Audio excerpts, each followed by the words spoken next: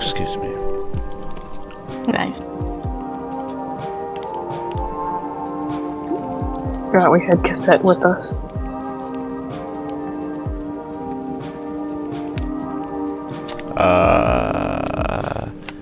When we last left the game, Cerulean tried to get a fit, got poisoned, but returned, without being harmed. You guys all decided to meet at the bar and discuss what to do that day.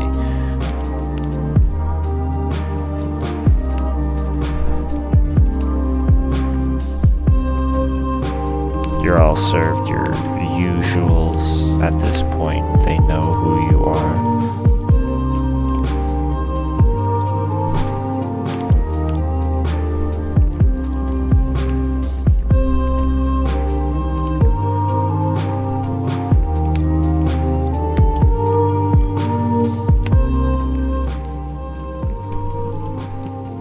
Right.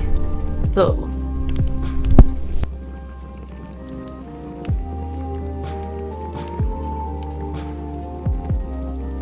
Do some of you still want to also get outfits from the tailor?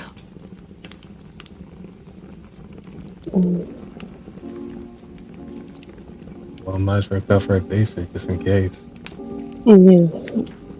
Yes, it would be a good idea to just make sure that one of us.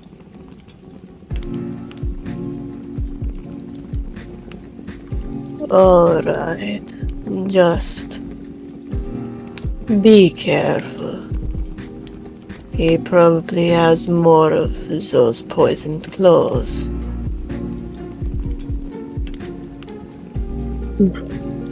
Of course.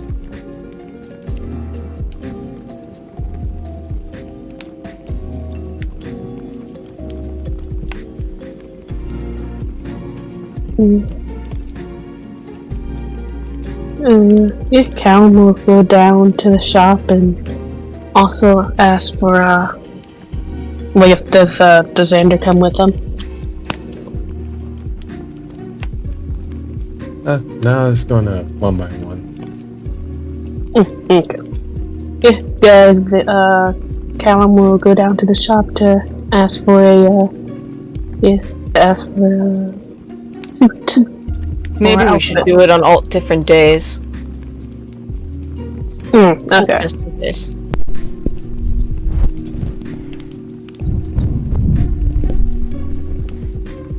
Or I can do it more towards the evening time. That way, at least it's a little bit more spaced out. Yeah, that should work. What's going on?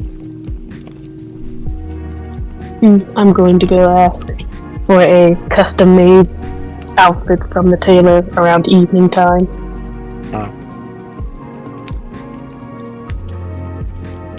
Okay, do you guys do anything between now and the evening time? Think Cerulean has anything to do. No, probably got nothing. No. Cal's just sitting there, just looking at Cassette very weirdly. No? I do have an idea. 1 second. Eh. No, go ahead.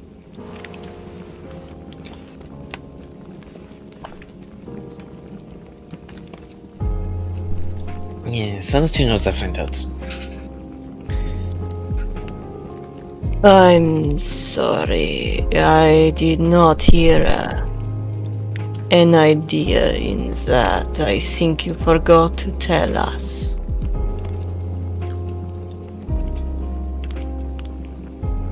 Well, we talked about it before, so, I'm gonna go to the brothel.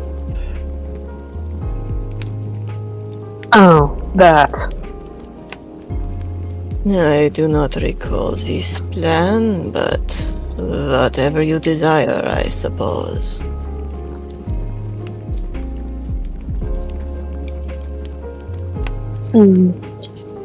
I'll try not to stay in there for too long, I suppose. Please Would don't make- catch anything.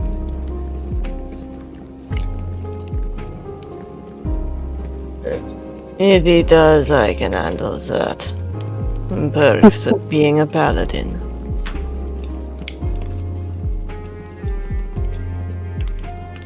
Yeah. No, actually, if he catches... Sorry, Pierogi. You go ahead. I was just going to make a joke. Don't worry about it. Go ahead. No. I want to hear this now. I was going to Connor, say, you know, if he does like... The Connor's already walking out the door. You know, if he does catch something because he's decided to fuck somebody whilst on a mission, perhaps you should let him have to deal with a venereal disease for a little bit before you cure him. I will think about it.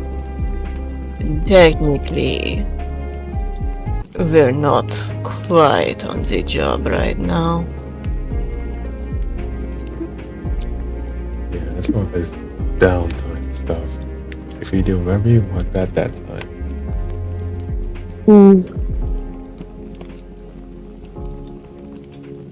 No, Helen. Can I help you with something? What do you mean? You are staring. And she just kind of runs a hand over the basilisk's head. Oh. He's kind of just like, no, I mean, honestly, I thought the weirdest pet I would have seen would have been Bob, but apparently it is that. Since, you know, Pierogi showed up at my house with it. Oh, have I not introduced you yet? I don't recall.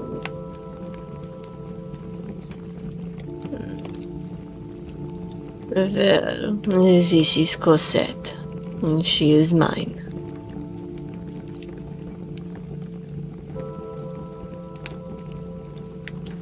I ask Pierogi to watch her on occasion when I am not home.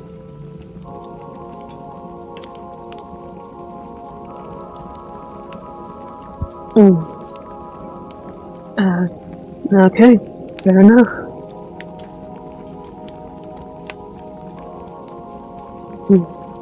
She's, adorable. Thank you. I quite agree. And if you are worried about her being a basilisk, there is nothing to fear. She is incapable of petrification.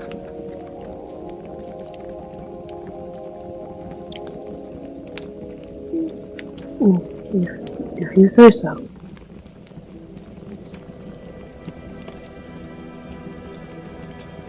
Well, they have to see to petrify someone.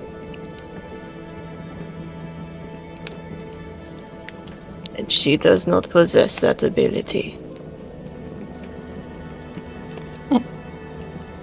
Yeah, she's blind as a bat. Ah, I see. That makes sense.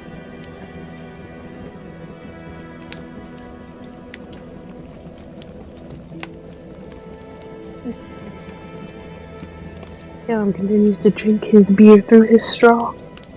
Or mead. Cerulean just watches.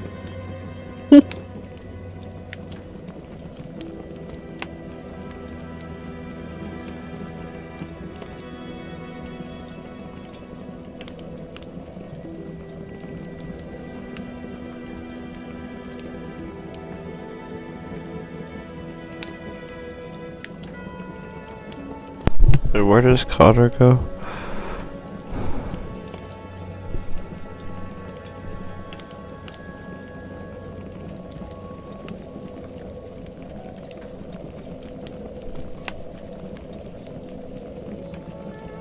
Funny. He muted. I was pretty sure I was already muted, and then I don't know.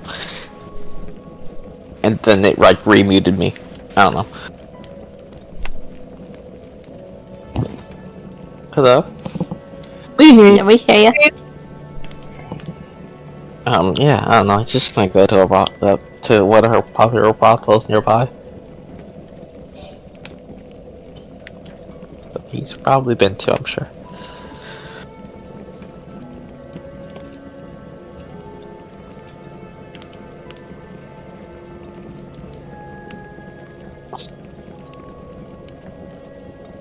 Okay, and then Callum, do you later that evening get a fitting? Yes, he'll get one, assuming stores close like maybe around 9 or something, then yeah, he'll get one like maybe like around 7, or he'll go there like 7, 8.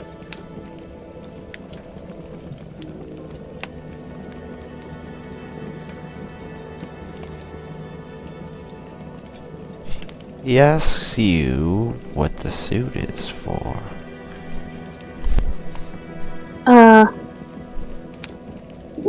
Cam says, well, you see, I come from a place where, it's hot all the time, and, well, I want to be sure to fit in a little bit. My clothes are nice, but they're more meant for extreme heat. I would like a suit so that way, in case, it gets, well, nice weather, I won't be overheating. As he's measuring you, he stops and puts his hand on your cheek and he says, "Yes, you're naturally warm, I see." Callum kind of says, yes, I just run hot. It's a bit of a family trait.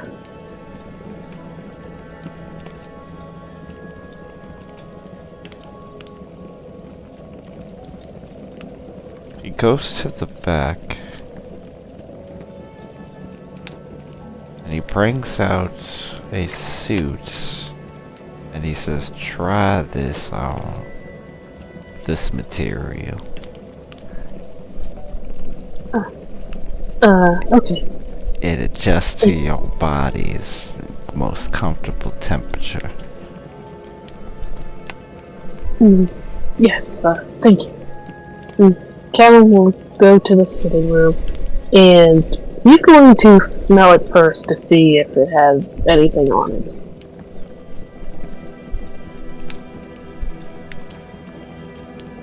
It smells like flowers. It smells like like the ones that have been used and such. He's been smelling before on the demon guy. Yeah.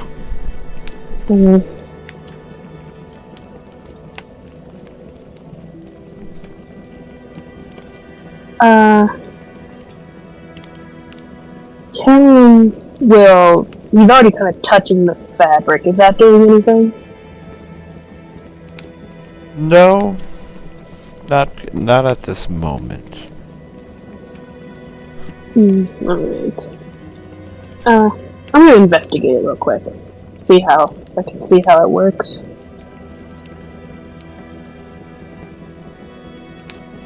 Okay, roll the investigation.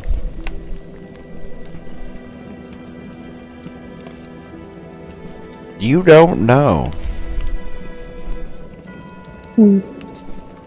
Alright. Then Callum will just put maybe the jacket portion on. He'll put the whole thing on.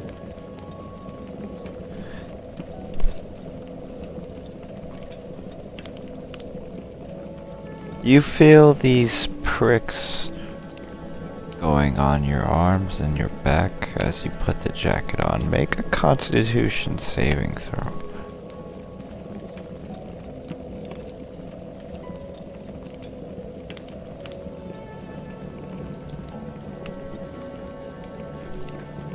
You feel dizzy. But you're able to resist the poison at this moment. But if you don't do something soon, you might pass out. Yeah, Callum will take the jacket off, and he's going to kind of just shake his head as he goes out, and he'll say, yes, that's perfect, thank you. I forgot something, so I'll have to be going, but I'll be back with Fort. What will did be you done by- forget? No, a friend told me about something and I just remembered it. I just need to make one more measurement before you go, and then we can be finished on here. Oh, I plan on coming back tomorrow morning as soon as you open. Oh, why waste a day tomorrow when we're right here?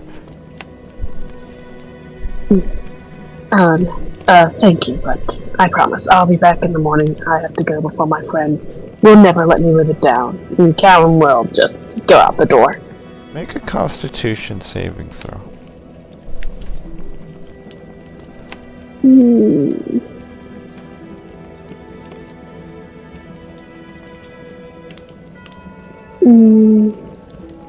You get to the door, and it starts to get blurry as you step forward to the door.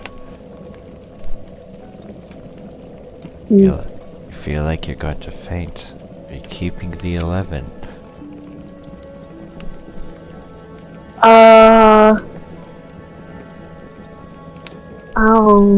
Yeah, I'll use one inspiration.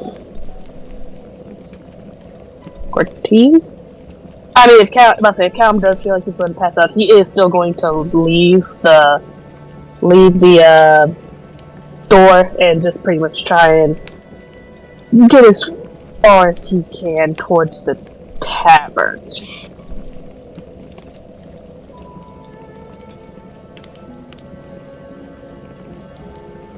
You get out the door, and you pass out. Would you like one of my inspirations? I mean, my constitution is only +1. I think I have plenty, but... how far do I get from the store? Make a athletics or an acrobatics. Let's do acrobatics. Now that I would also use an inspiration for. Fuck. Alright, one more. There you go. Okay, you're a few blocks from the store, but you're passed out. Yeah, alright. I think once Calum's a few blocks down, he kind of goes to the nearest bench or something, and, yeah, we'll just, sit down and pass out.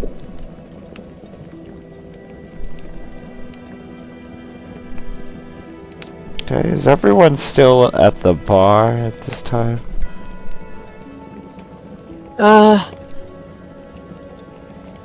If Callum's been gone a while, Cerulean would probably have left to go check on him, honestly. Probably only been about an hour at this point. No, I'm at the bar. Yeah, Cerulean would start migrating in the direction of the tailor shop to check on Callum.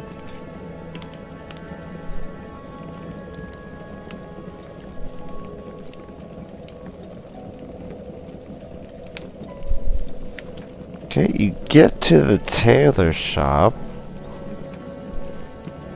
and you're greeted by Klaus.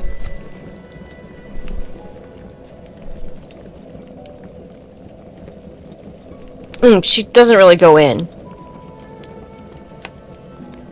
Oh, you just see him in the store. You don't see Callum anywhere.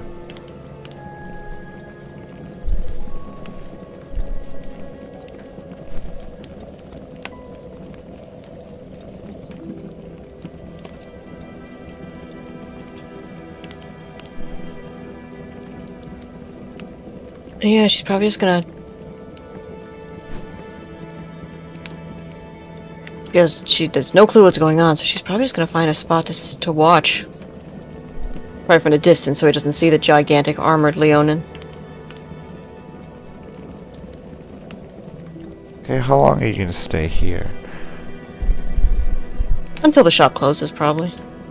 Hey, what is everyone else doing in this during this in the meantime?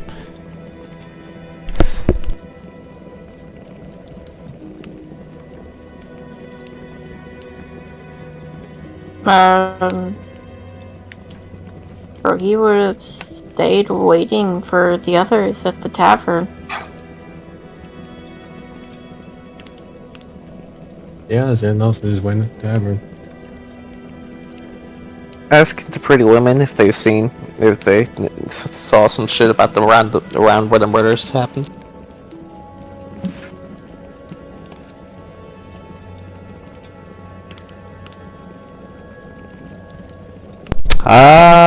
A lot don't seem to know, and a lot want money for their questions. And even if you give them money, you're not sure how reliable those answers will be.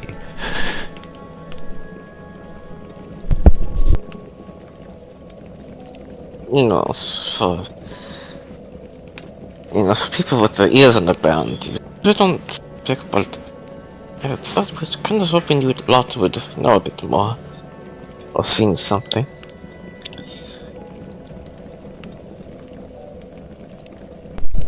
Make an investigation or persuasion. I'm better at that. So.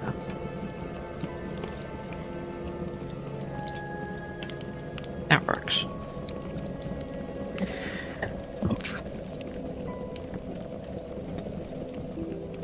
What did you get?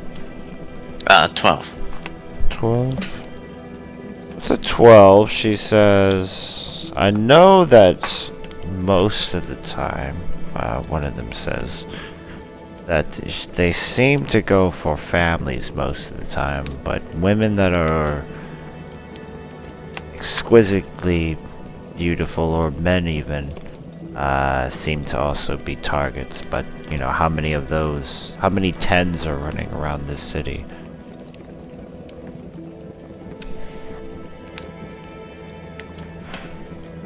I can't see myself, probably not a lot, but it's a good point.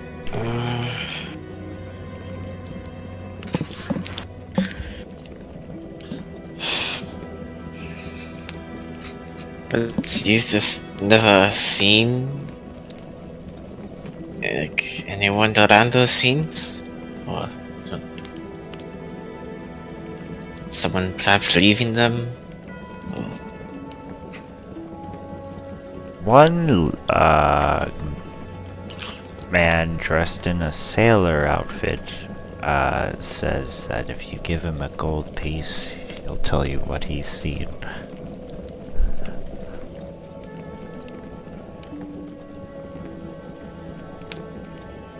Sure, I'll take the bait. I'll flick him a gold piece. Like, I totally saw him. He was wearing a mask and a cloak, and, it was all made of skin, I believe, of different people. Well, when and where did you see this? I saw this when I heard screaming working one of the old alleys up on the north side that I used to go to, and I don't go there anymore because, you know, all the murdering. But I remember after one of the recent murders of the families, I saw maybe a man or a woman, who knows, but the outfit they were wearing seemed like it was made out of skin. Saw different races and patches and that thing. Orcs, elves, human. I see. That is, And then it disappeared in the shadows like some kind of ghost.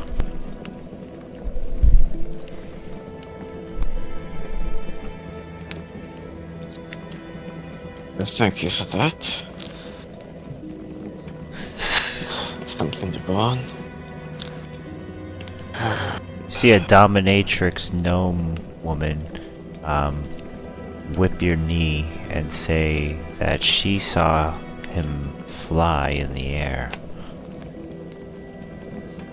You saw him fly. Yeah. She keeps whipping your cap. No, thank you.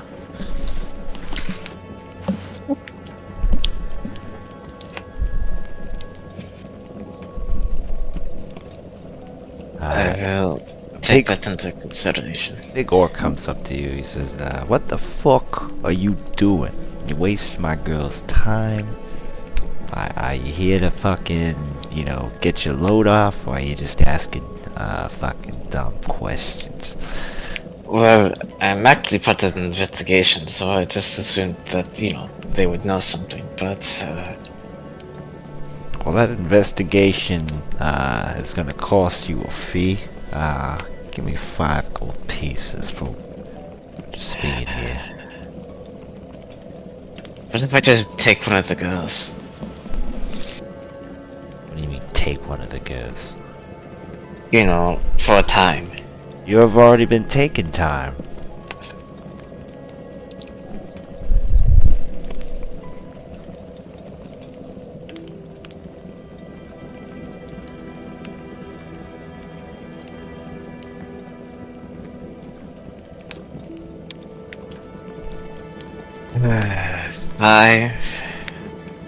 Fine.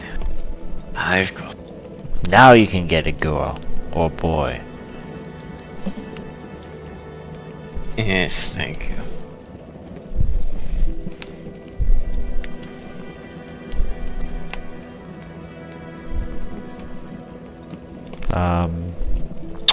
And then back at the shop.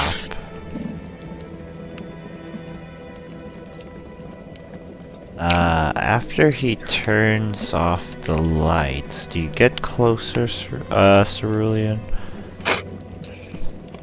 Probably not. It's hard to see then where you're at if you're across the street. It's just a dark building. Depending how long you wait, you don't see him leave yet. She might get a bit closer then. Okay, roll a stealth Oh god. and tell me what you get.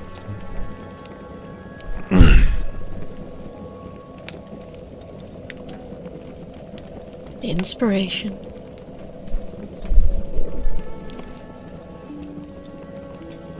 An 8. You get an 8. You go up to the window pane and poke your head out a little bit, and in the center of the room you see him sitting kind of cross-legged, his head bowed. You see all the mannequins around him standing around like they're in mid-conversation.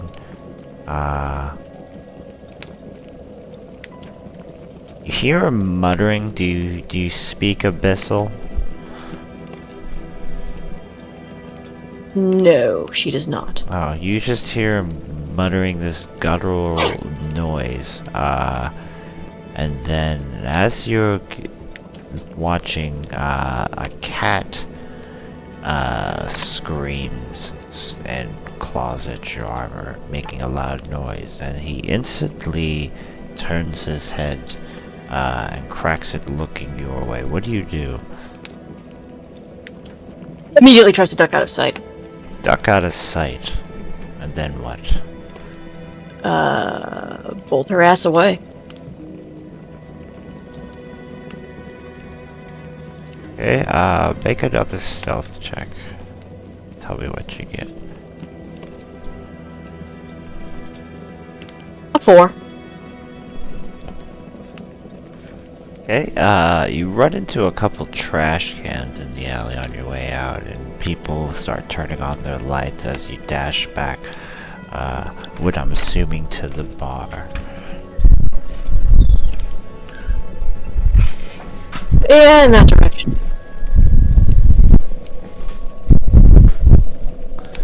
Okay, and I'm assuming Connor eventually goes back to the bar. If everyone else is there, yeah, probably. Okay, they're all at the bar. Is Callum there? Callum is not there.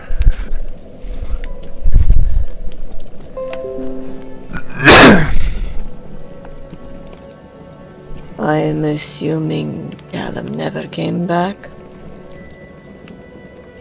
And it seems you didn't find him either. No. I saw something very weird, so...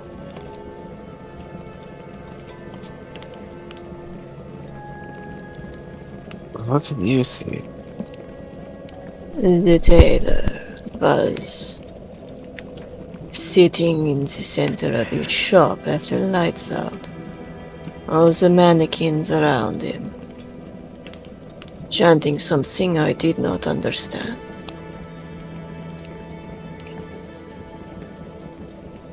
That sounds about to match the weird that I heard.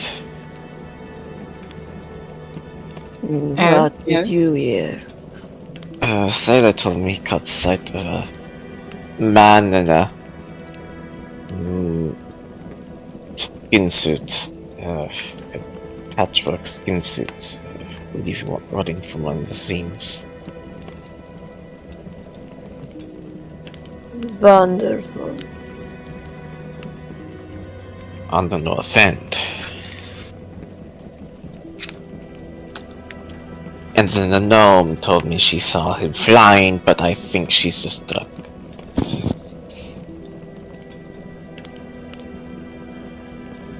It sounds to me like we should not wait. We should probably go check out the tailor's shop again.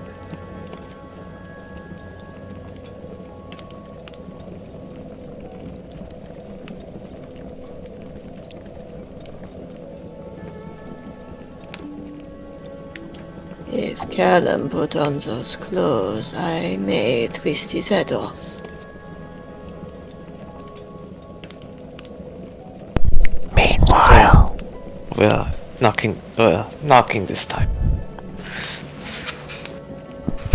meanwhile, Callum, Mm-hmm. okay, you wake up feeling like your back is on a concrete slab. Why are you whispering like this? You wake up and it looks like you see walls around you. It looks like you're in a coffin. What is your first reaction to this? Looks like I'm in a coffin. It looks like you're in a coffin. Like the first thing you open your eyes, it looks like you're in this box. I'm going to listen to see if I hear anything. You hear someone fart. Any voices, or does it sound like I'm moving? You hear a guy sniffling.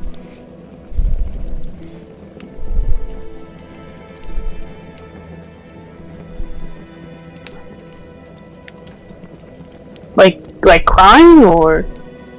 Like he has a cold.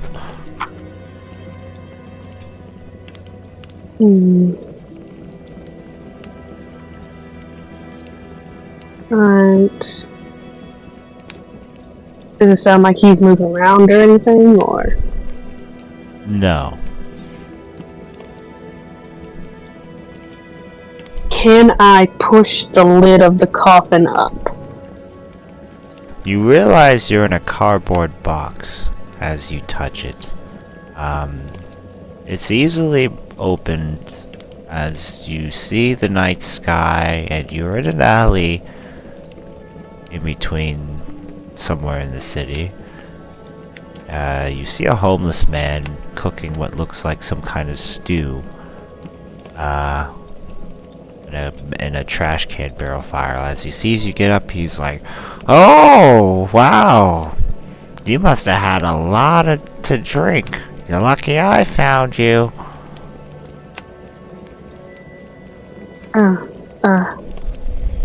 Yes. Callum,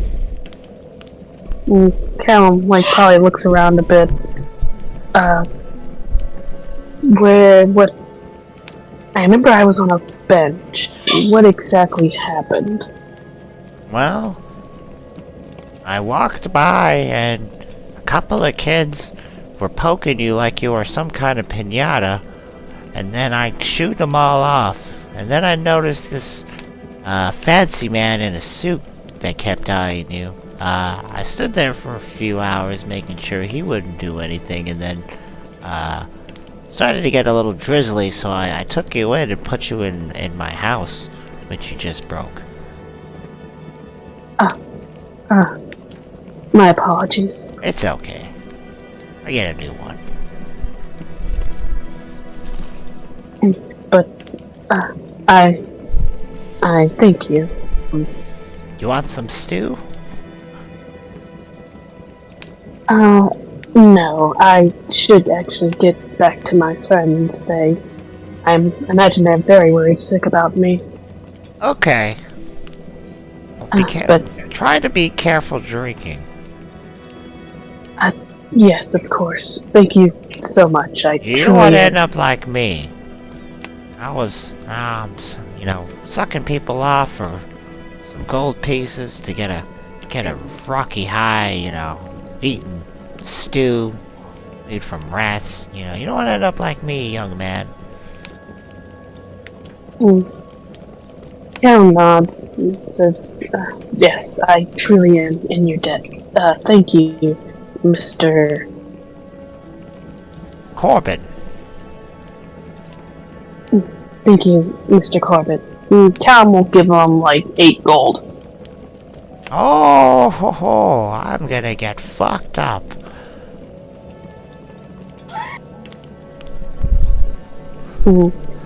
And Callum will stand up and he'll start to make his way back towards the tavern.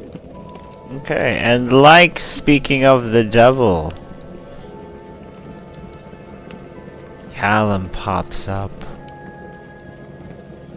in the doorway as you guys talk about what happened. Ah, thank gods. Where have you been? I was trying to see if I knew how the whole thing worked, and, well, the good news is that I think he put some type of needles or something in the jackets of the Yes.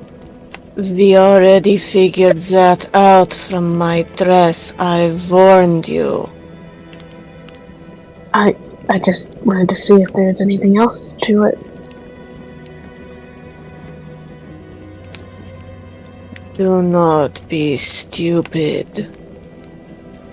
She's probably has him by the shoulders, just turning him backwards and forwards.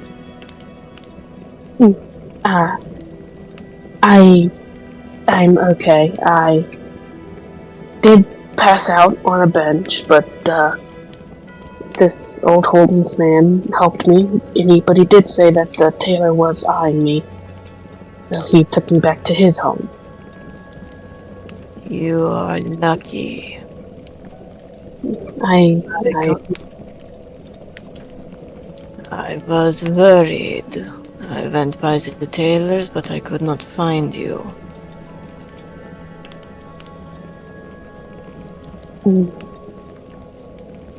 Yes. I'm sorry, I didn't mean to worry you. I did indeed make a very dumb decision. You did. Let's see that again. I am going to say this now. Nobody else is going into that shop.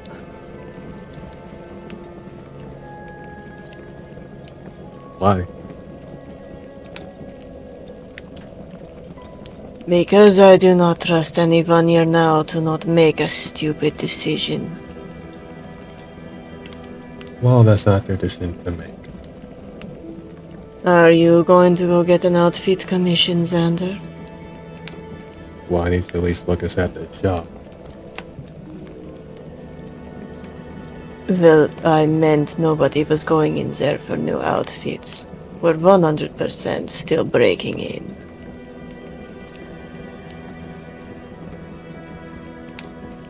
Is that acceptable?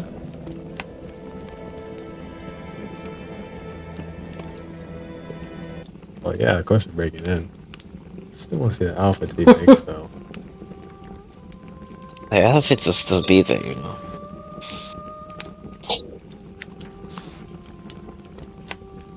Do you want this one for study? She holds up the bag with the red dress in it.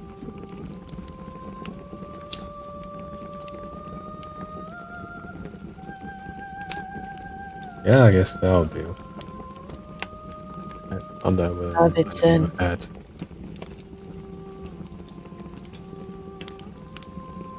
What was that? Nothing.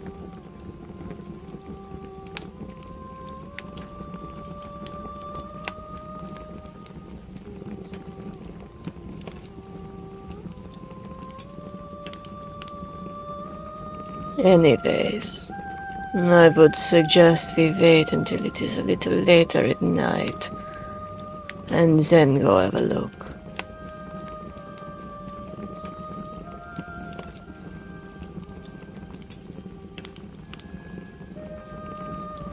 Yes.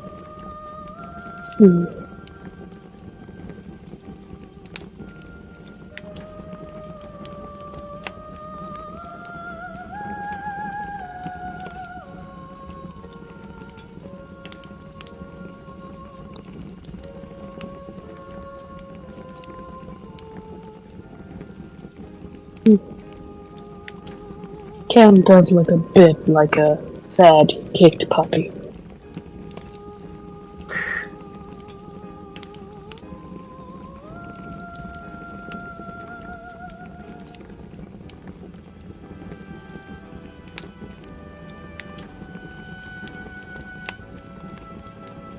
So I guess we're just waiting until like 1, 2 in the morning?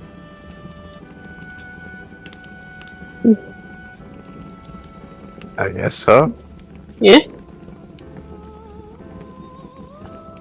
Mm.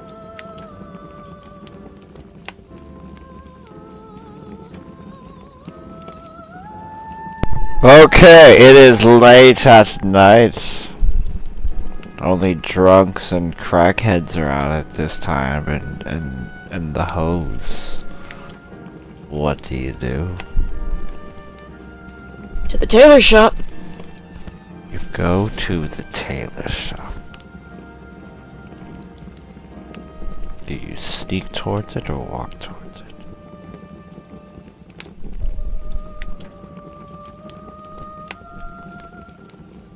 I will stay a block back. I am not the stealthiest.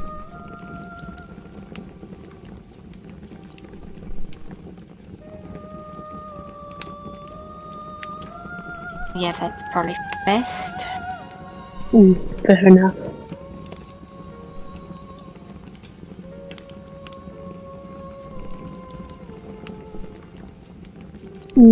Yeah, Cam will sneak. You roll a stealth.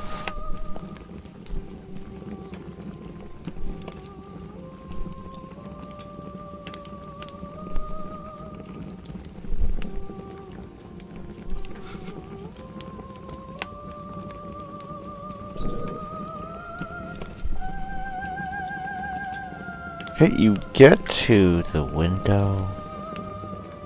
You look inside. You see the mannequins in awkward positions with half-finished clothing on them. And then you see him, Klaus, sitting unnaturally still in the darkness. And you hear him muttering. Do you speak Abyssal? I do not. You hear gobbledygook. As he seems like he's... The cadence he's... The way it sounds, it's like he's having a conversation.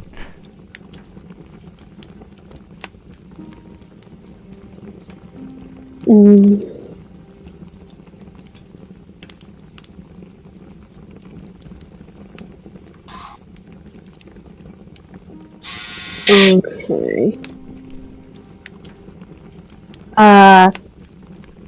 I guess Callum will kind of look, well, is it just him up here, or did anybody else come with?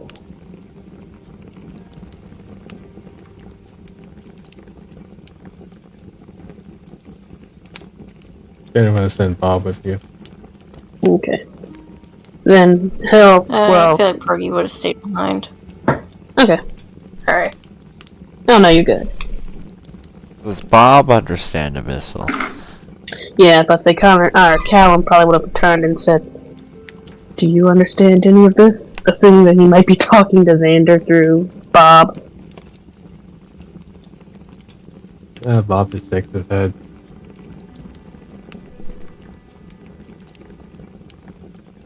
I assume shakes his head no.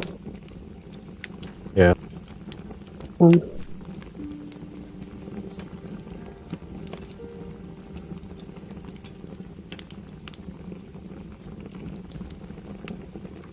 Alright.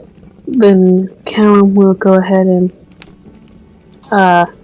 head back to everyone and say he's in there just sitting there speaking in some type of unknown language to himself, it seems. Well, he's talking to somebody, but he's all by himself.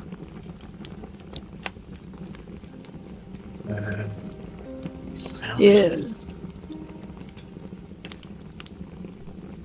Why don't we just take him? It's just... in the act, Connor. The difference is, like, we basically have all the evidence we need. Do we? Well, he's clearly poisoning the customers and such. So, And what if we're wrong? then clearly we can pin some other crime on him. I would like to wait I until we don't know. confirm. Sorry, Pierogi, you go ahead. Sorry. I feel like there's still plausible deniability.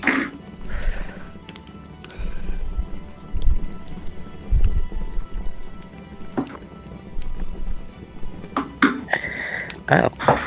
You see Klaus open the door to his shop and walk out, and he locks the door and walks down the street.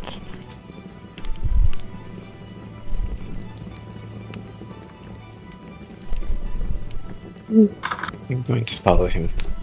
You didn't say Callum will also tail him. No, I'll go with myself. One of you needs to open the door. That would be you, Callum. Alright, I'll open the door. Don't worry about me. I'll be fine. And Connor just dematerializes into the shadows. Hey, roll stealth with advantage. I'll probably also take the rooftops, but yeah. Yeah, while he's doing that, Callum will lockpick the shop door. Do we even have to roll stealth? Aren't I just invisible? You still need to roll stealth while invisible. You just get advantage. Yeah, Yeah. You still can make sound when you're invisible. I suppose so.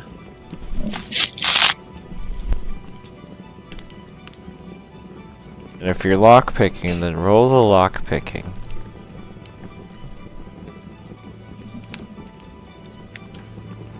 Alright, you are a ninja. You are a ghost of the night as you skip across the roofs like a parkour expert, and you open the door, Callum, with such ease. It almost was like a flick of your wrist, and then in a second the door just pops open.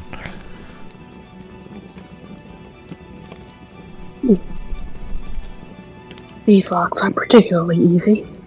You hear footsteps coming up from north of the street.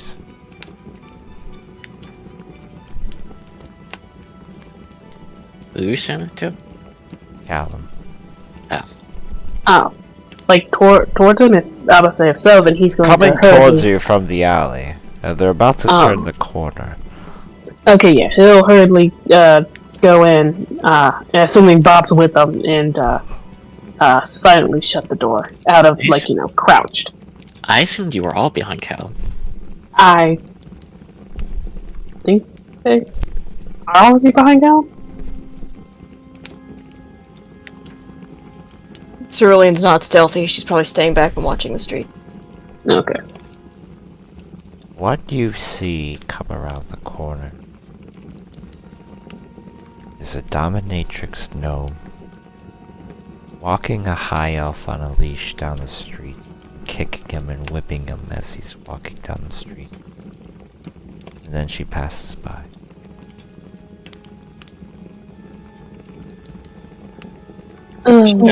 She passes by Cerulean. Cerulean just kind of nods. Evening. She nods.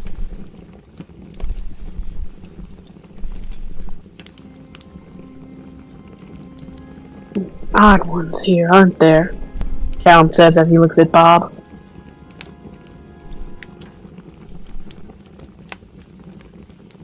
What do you do once you're inside the tailor shop? Callum is going to, sneak around and look for his little, like, book that he had drawings in. Look for that, see basically look around to where he was sitting.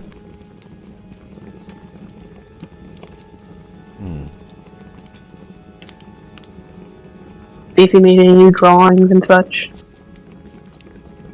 You see drawings. Smut drawings of Cerulean. Smut drawings of Callum. I'm sorry, what now? Ew. It's Brogy with Callum. No, not together, just separate. Or I mean in the drawings. No, I meant who's in the shop and who's on the street with Cerulean. Oh, I have no clue. Standard in the street. You know what? I'll say that Brogy went in. Yeah, you all see smudged drawings. Oh my god. Well, alrighty then. And then towards the end, you see both of them get a little violent, and then a few notes in Abyssal, but no one reads Abyssal apparently. But it has question marks near them.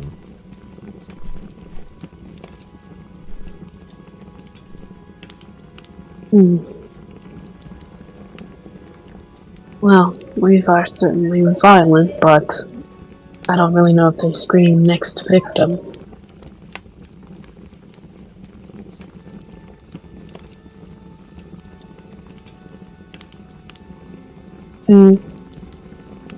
Alright. Yeah, Oh, not gone. No, you say? I was thinking, like, what else I could possibly look at.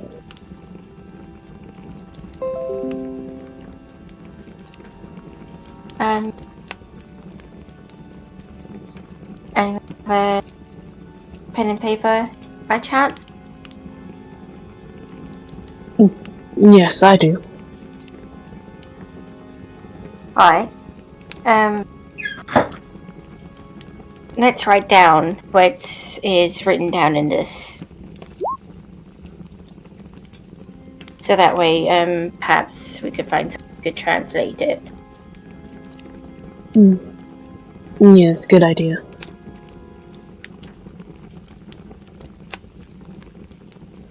Oh, that is a good question. Does Cerulean have her helmet on in these terrible drawings? Some.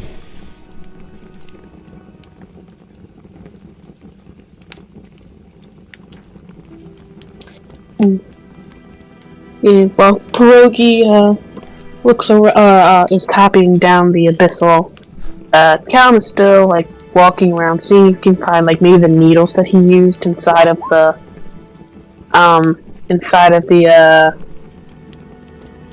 clothes and such. Maybe see if you can find like maybe vials or something that he's been putting the poison in.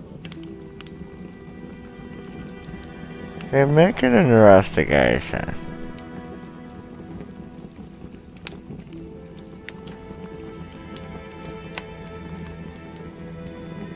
All Colin's doing that progeal trace over the drawings as well. Oh, that's weird, but it's for a good reason.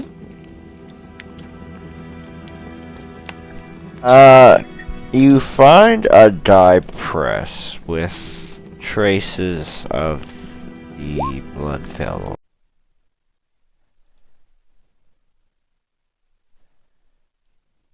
Which you can, Hello? translate it. Hello. What was the last thing I said? That the press had some of the flowers on it. The dye press. Yeah. Count said if there wasn't anything else that like really stuck out then. No, not really.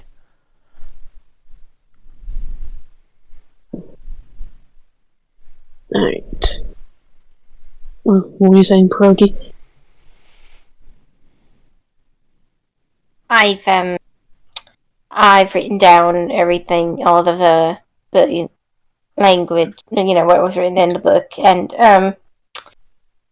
traced over the upsetting imagery. Alright then. Let's get out of here before anyone notices us.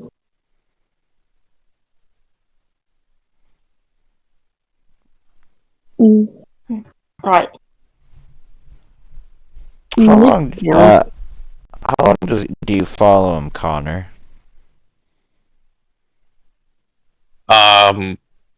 Just long till he stops at a place, I guess.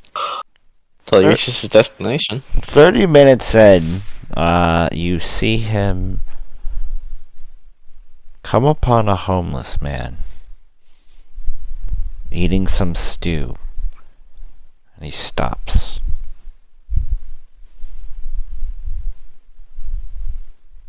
Seems like he's having some kind of conversation with him. Are you close enough to hear him? As close as if I can be, yeah. Yeah. He says to the homeless man, "You took my prey earlier." And the old man says, "What?" And he gets stabbed a bunch of times in the stomach. Oh. And then in an instant, he flies away up into the air.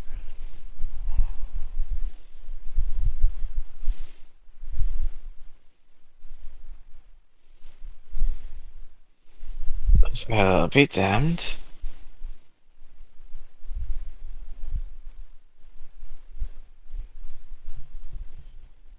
Yeah, Connor's gonna let that process for it.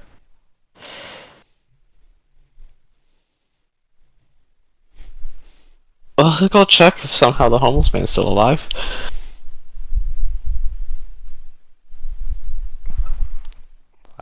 He bleeds quickly, and then the homeless man seems to decay and age really fast until he's just nothing but skeletal remains. All that's left is his bones and his clothes and some blood.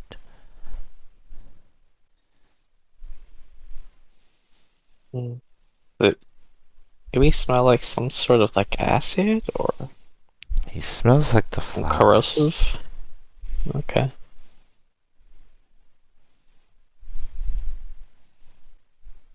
Yeah, Connor's gonna give it a minute to let that all. I'm gonna give it a minute to let all settle in, and make my way back to the group.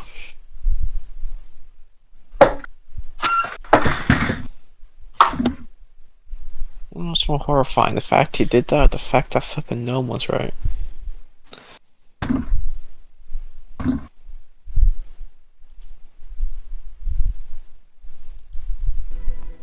Okay, and does everyone just go back to the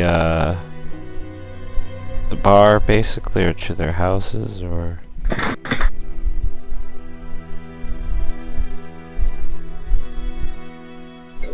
Well, the bar seems to be the meeting place. Okay, back to the bar. Would Pierogi and Callum say anything when they come out of the shop? I was gonna say that Pierogi was going to go up to Julian.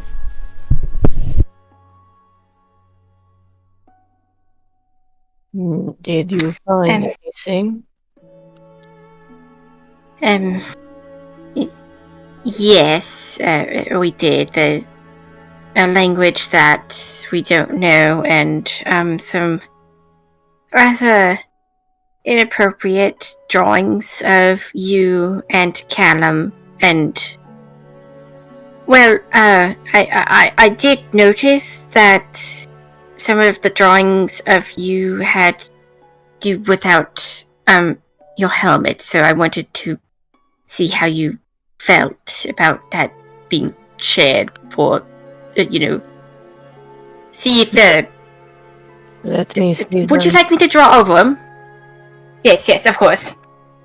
Rory will present the images to her. Yeah, she's gonna take them and page through them. Smut!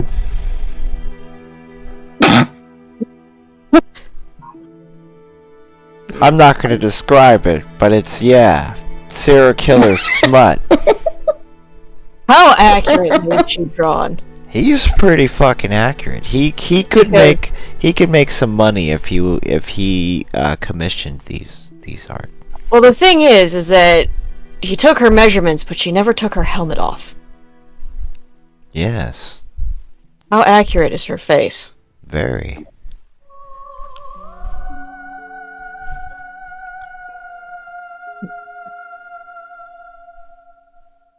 This is concerning.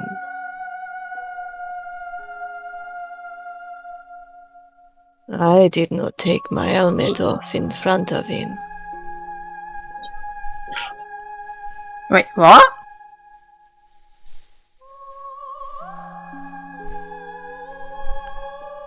My armor, yes, for the measurements, but not my helmet.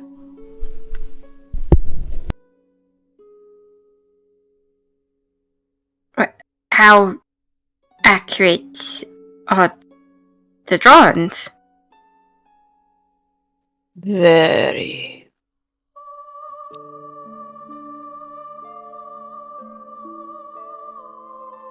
Well, that's concerning. How would he know what you look like? That is what I would like to know.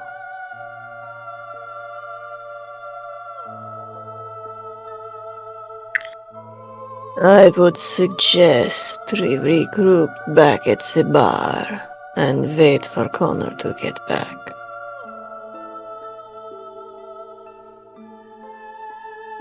And Alright, if you do not mind covering my face up, I would appreciate it. And she'll hand the drawings back. yes, of course.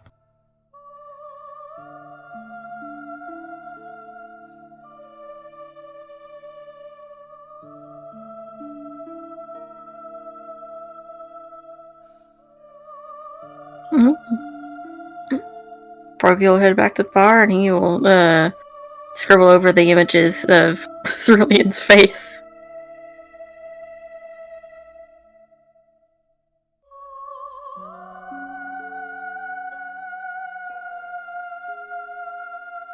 Okay, you're all at the bar as it starts to rain.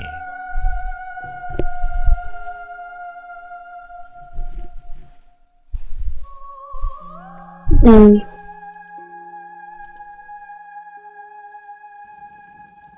Once they all get to the bar, Cameron will say, well, other than the drawings and the, writing, nothing else was... Well, I also saw that the dye press that he was using was covered in that poison flower stuff, so... That's also very damning.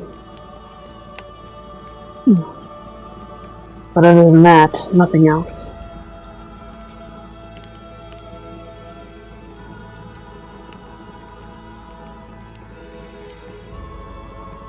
Do you think you all would be able to figure out what language this is?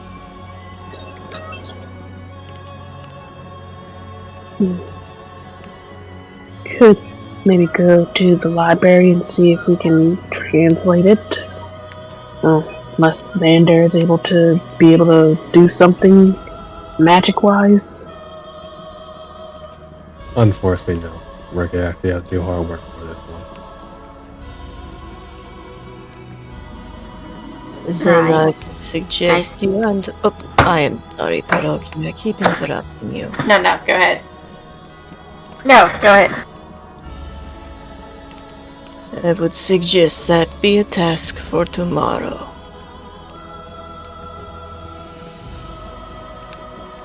I'm just gonna fucking finally come back from the contest. Can I get a fucking shot, please? Make it the double. Welcome back, Connor. Yes, wonderful to see all of you. You get a double shot. Yeah, he's gonna throw that shit back. Another, please. She leaves the bottle. Ah, so kind of you.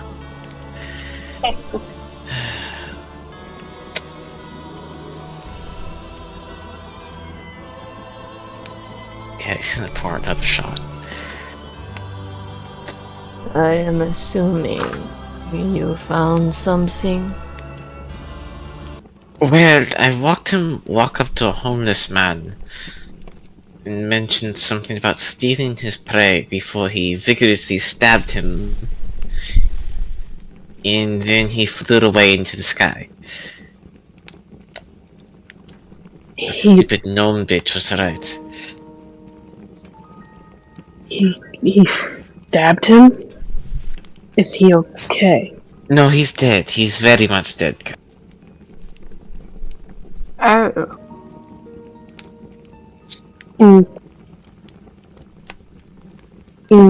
You all just hear the shattering of glass, and you just see Callum's hand is just completely wet. Oh dear.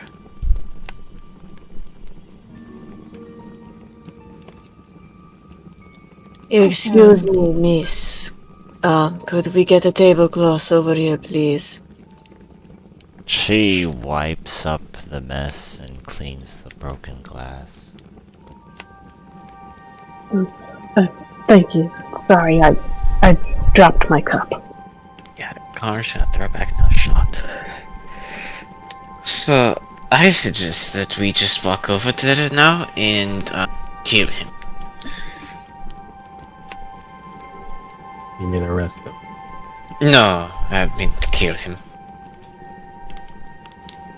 I still would rather catch him. I mean, I think I saw him in the act. You saw him stab a man, like hundreds of other people do in this city.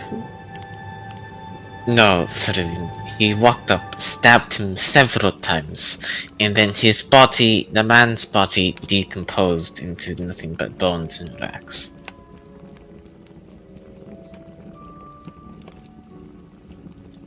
I part of me also agrees with Connor that that man was the one who helped me. If it wasn't for him, then I don't know where I would be. Probably a pile of bones and rags. Might I remind you that there is still a plethora of missing children that we need to find. Killing that one prematurely might just lead to them being lost forever. Well, at the very least, why don't we just gather the watch right now and run up to his house? What watch? The pathetic little man that ran away when I raised my voice. It's at least something. He might not, try and fight back if it's a larger crowd, make a show out of it. Or he flees and we lose him. Or if he flees, he gets the chance to look around. Of course, still the wife, I suppose.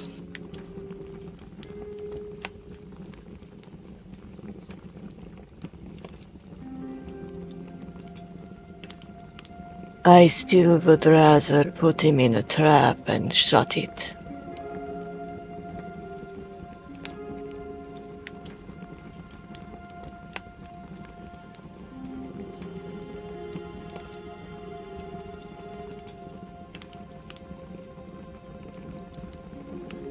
Yalaman Pierogi retrieved more drawings from his little book while you were following him. Beautiful.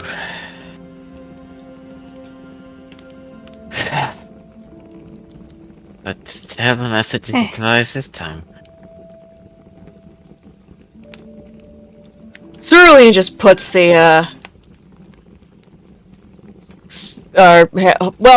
holds her hands out to Pierogi for them.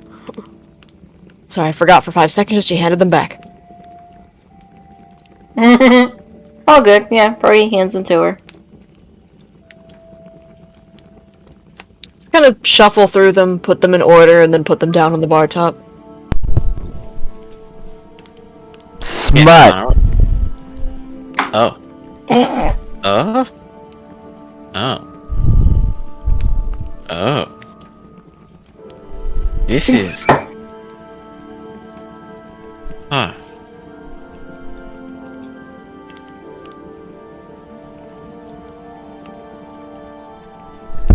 I mean, as interesting as that is that really relevant? Well, the one thing that bothers me is that, well, when Pierogi first showed me those, my face was uncovered. Oh, is that what this work is? I see.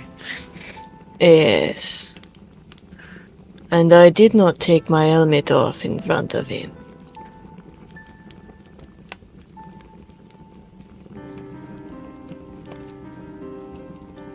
Sure, it is to use his imagination.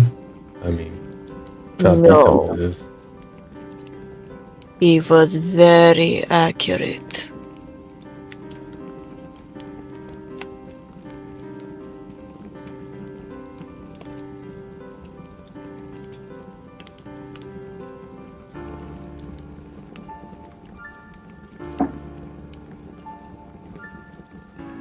I see.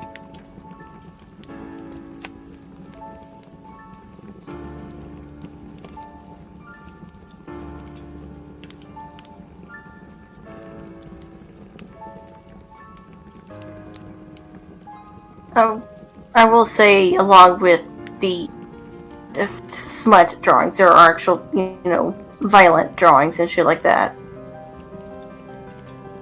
Maybe what we found earlier.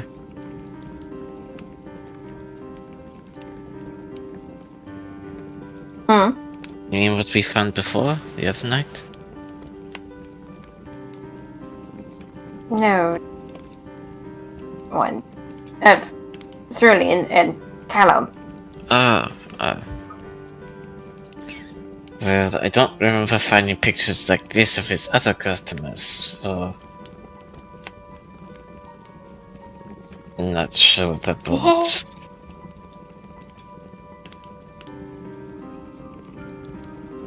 Hmm. Xander, Yes? tomorrow, do you mind keeping an eye on the shop?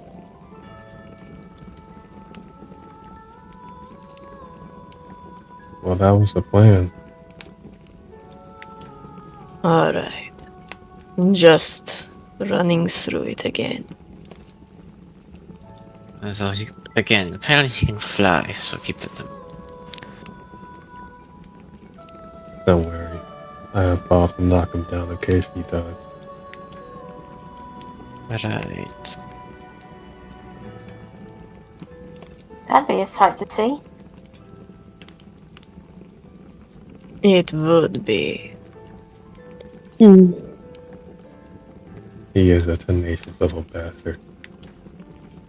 You know, perhaps at the very least, to go back around to it, we should at least give our evidence now to Butch.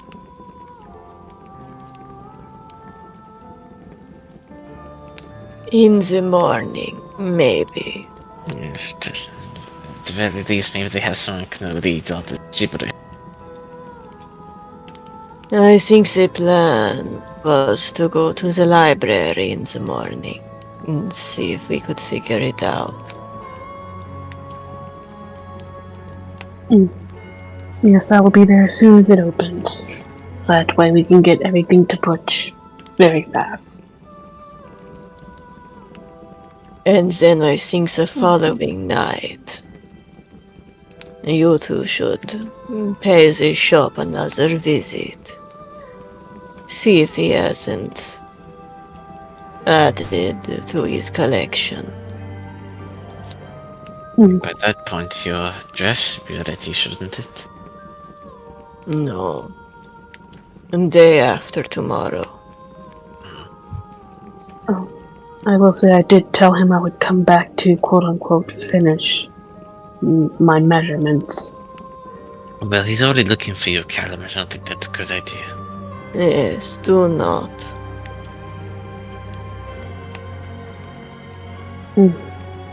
I have ways to handle poison. Well, if he's already looking for me, doesn't that mean that he might be looking for me, on the third day? Let's want to find out. Yes. That could possibly be the way to lure him out. But if you go back tomorrow, he might just finish the job earlier. True. Alright.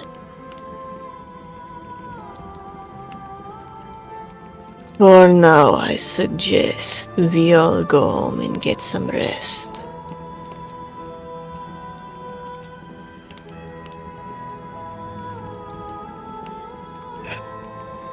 Probably a good idea.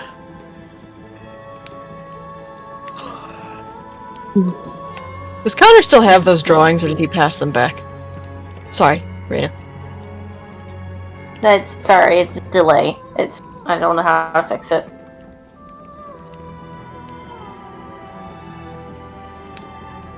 I mean, he probably still has some in front of him. Sure. Cerulean just kind of hold her hand out for them.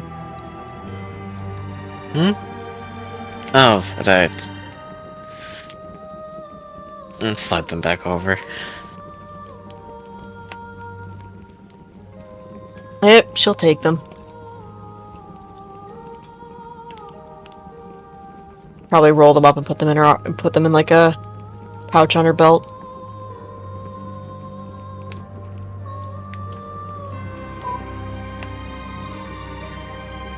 Alright. Then I bid the two of you that I am not neighbors with a good night. Pierogi, shall we go? Callum? Yeah.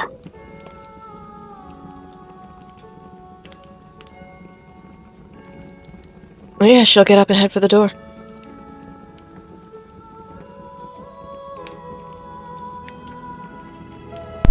Does everyone go home and go to bed? I have to ask something about that. Just because I saw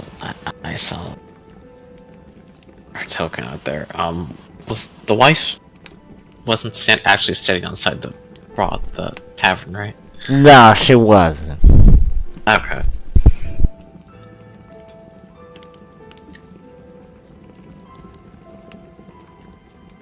Yeah, I wasn't sure you just had their token randomly there or not. Whatever. Hmm.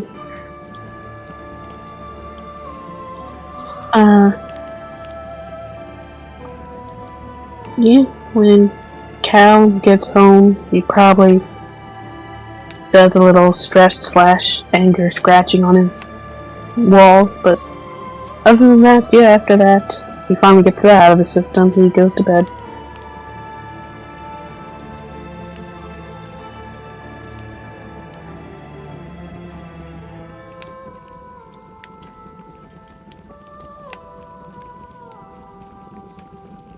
Probably eats the meat he has in his fridge.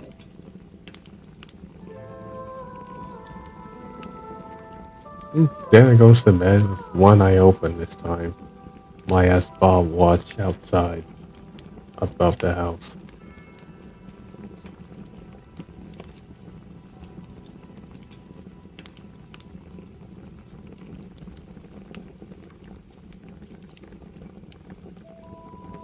Later that night, Bob sees a figure skipping around in the woods.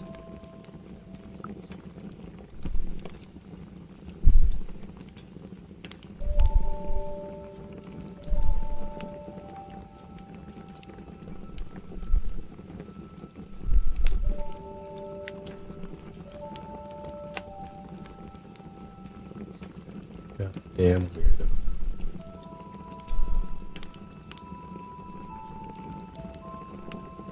And then it disappears.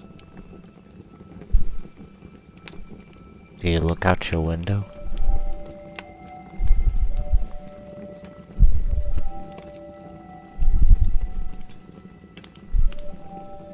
He still just staying in bed, looking through Bob's eyes. You look through Bob's eyes, and then you see your house, and then you see the jester looking at you through your window.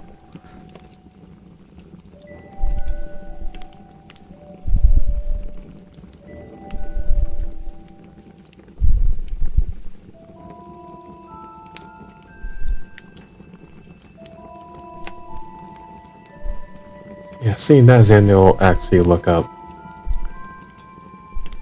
He waves! And then hot air comes out of his mask as he draws a happy face on your window. And then he skips off back into the forest.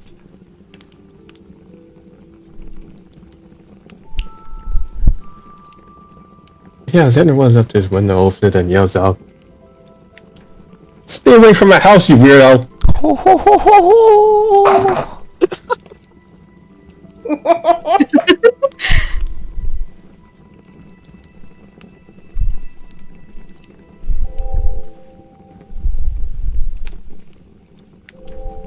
The next day, you all wake up.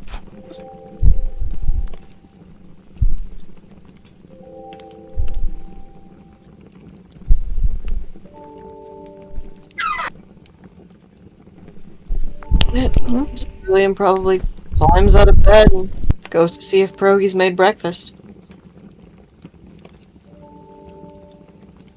And if he hasn't, she'll Hey, start hey. it herself.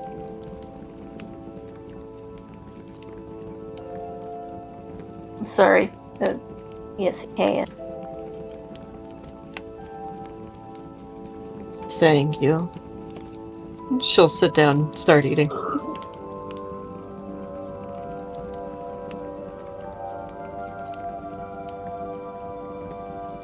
Of course.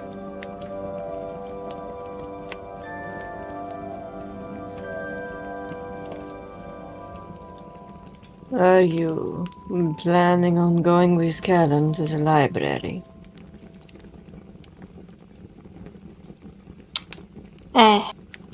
Might as well. Alright. I would offer to accompany, but I do not think I would be of much help.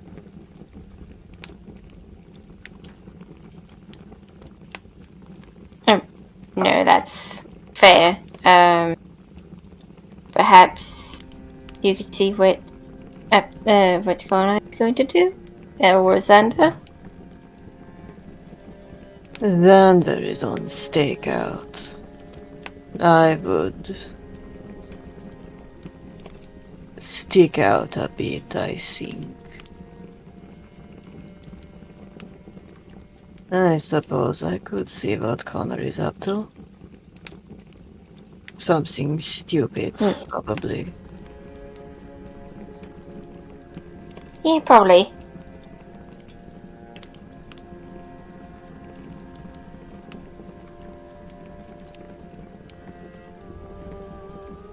But could probably prevent it from doing something stupider, so. Exactly what I was thinking.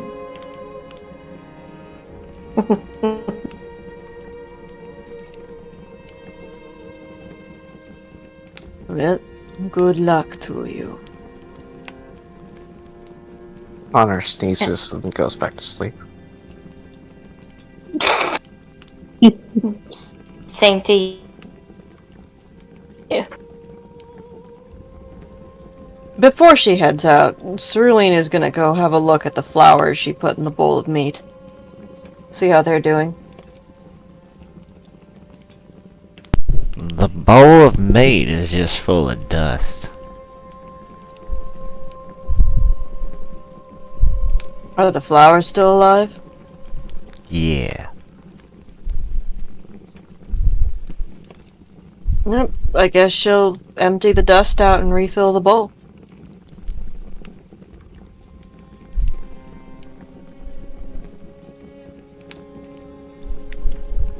And then she'll head out. Yeah,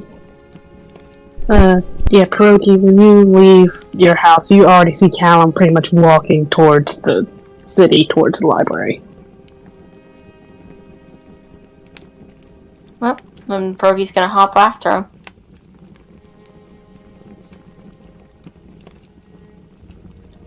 And then literally hop after him. No, that's cute. Boing, boing, boing.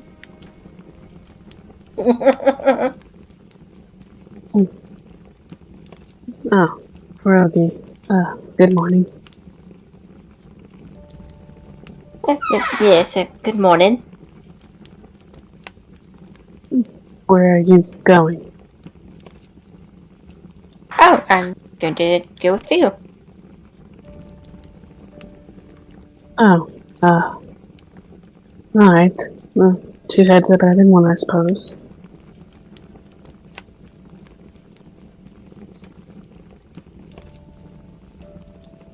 Right, it's,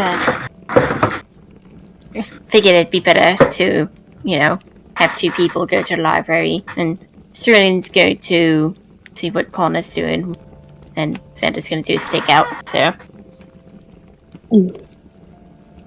Alright. Yes, let's get this translated and then give it to Butch. The sooner the better. Yes. Yeah, well, head over to the library. To the library. to the light. Okay, roll investigation once you get to the library.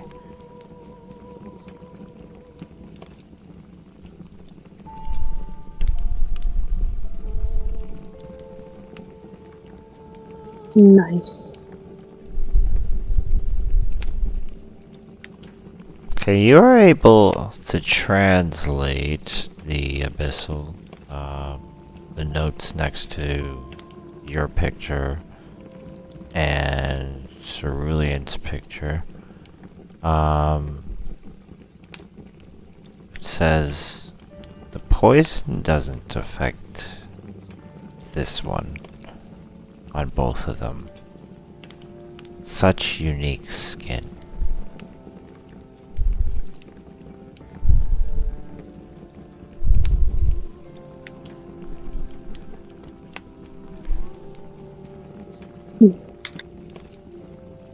That's all it says.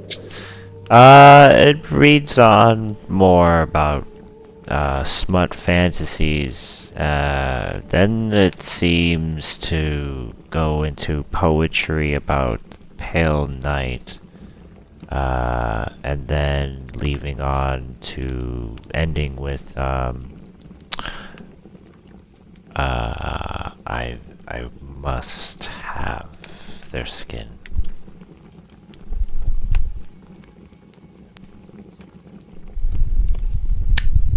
Oh, that's lovely.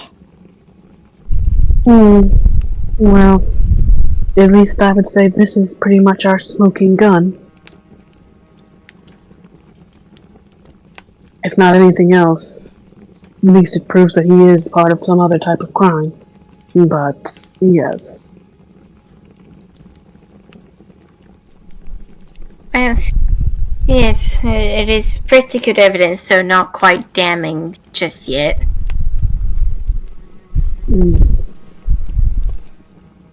Either way, let's get the original to Butch. And we can tell everyone else what the translation is too. Yes.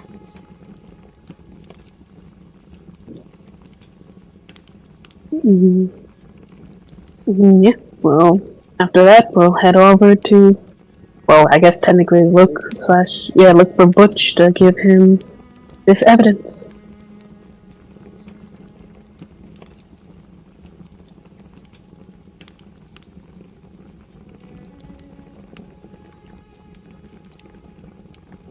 Okay, we'll take a quick 10-minute break. Okay. Okay. I'm gonna seek food. Back. Okay. Very much enjoyed Cerulean just handing flat out smut of herself to the rest of the party, completely unconcerned about it. Yeah, Kevin did not look at it. Because, I mean, he already kind of looked at it, glanced at it once. He does not need to see it again.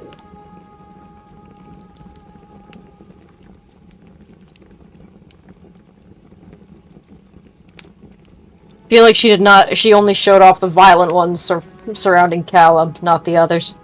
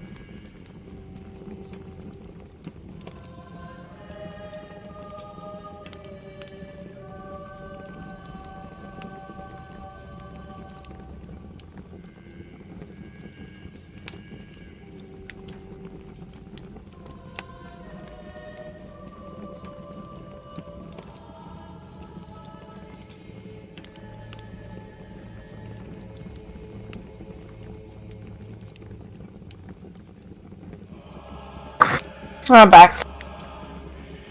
Welcome back. Thank you.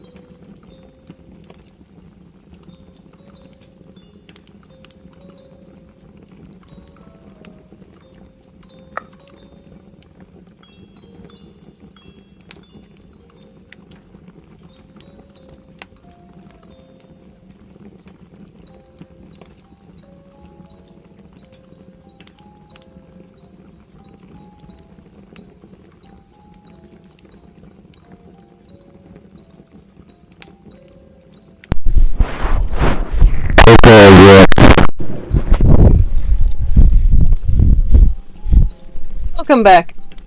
What? Huh?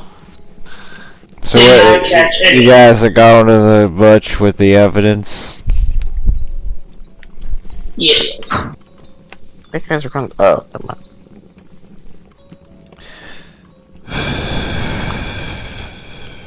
Okay, you see Butch. He is in the middle of drinking at his desk as he sees you pop up, and he waves and he says, hey, you guys ready to join the City Watch?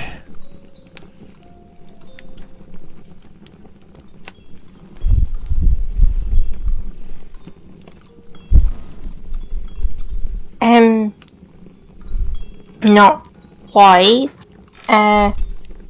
We have, some evidence. Yeah? What I suppose, something concerning? It's not hard to put it.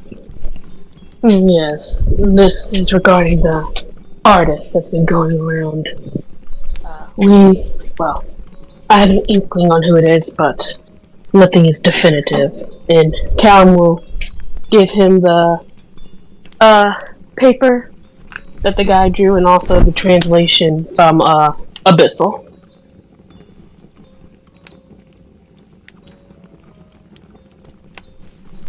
He looks through the evidence and he says, well, this is quite convincing. How did you obtain these?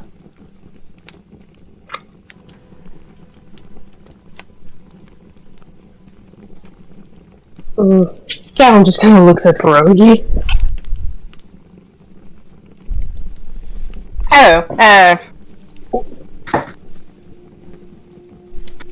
Well, Callum was, he was getting a suit, and he had seen the book open when he had went there. Did I roll this up? Yeah. I will give you the help action.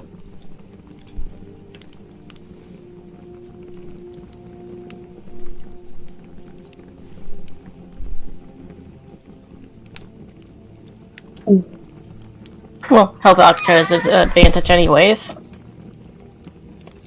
So, the 20s.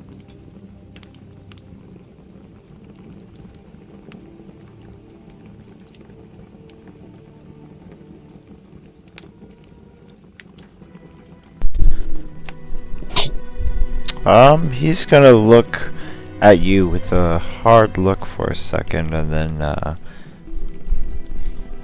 he goes, so you got some drawings, anything else, and some notes? Well, considering that after I put on a jacket that he tailored for me, I pretty much passed out.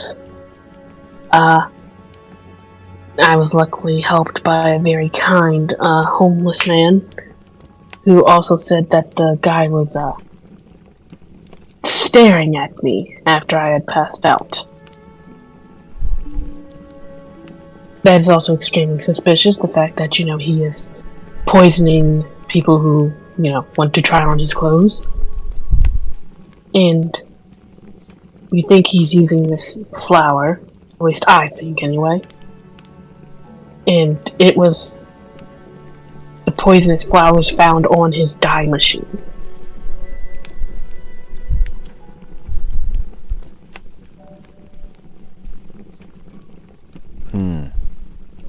Well, I'll tell you what, kid, I do believe that he did it, but the evidence you got isn't too damning. Anyone can get access to these flowers on this goddamn place. Making dyes isn't illegal. Hell, even drawing weird fucking sex fantasies isn't illegal either. as long as it doesn't involve children, but my hands are a little tied at this. I need something more substantial. Poisoning people with clothes isn't illegal?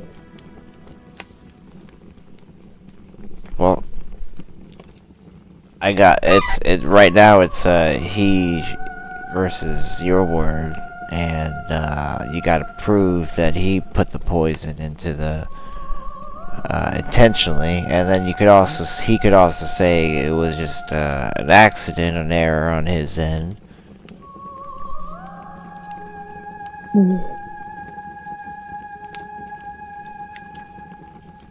Count just sighs. Ellipsis. Very well. I do believe you, kid. Let me tell you, I do believe you. This is good work, but it's nothing that points the finger to him completely. Alright.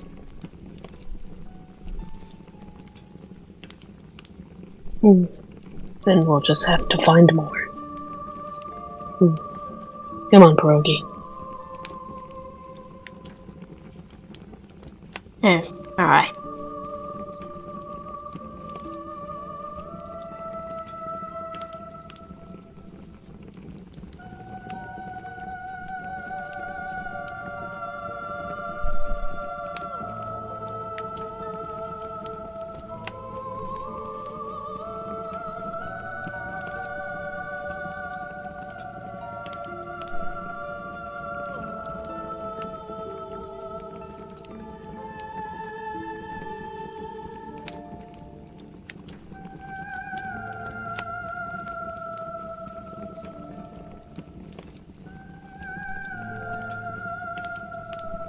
Okay, it is lunchtime, and you are at the bar discussing what happened and what to do.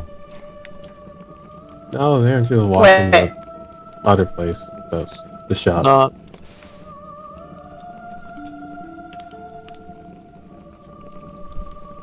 Said what? I'm sorry.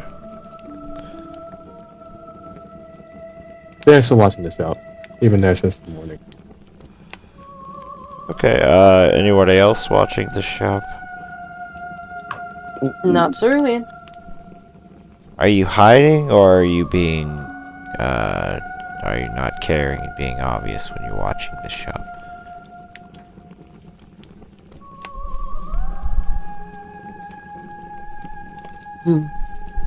Yeah, he'll hide for a while until eventually he finds it a good time to walk in.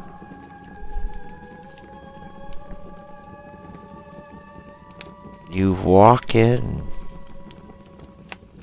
He greets you. How can I help you?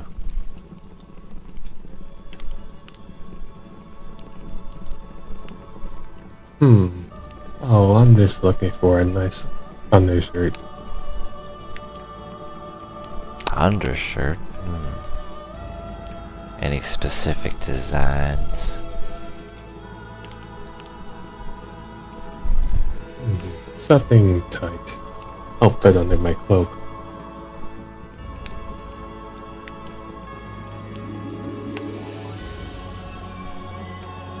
Oh, what color do you want it to be?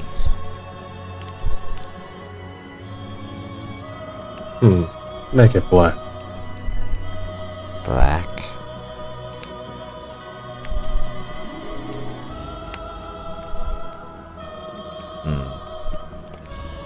Do you mind if I take your measurements?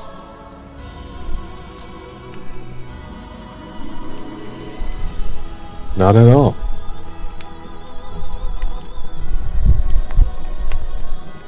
He measures your breast and your chest and your back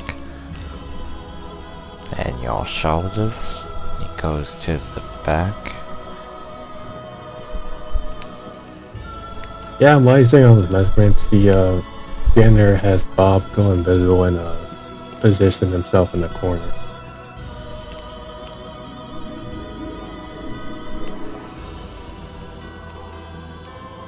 Okay, he says, would you like to try this on, as he comes out with a plain looking black vest.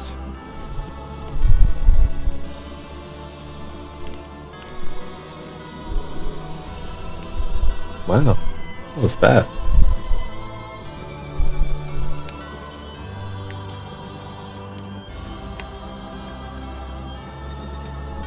Yeah, I'll try it on. Okay, you go to the changing room. What do you do?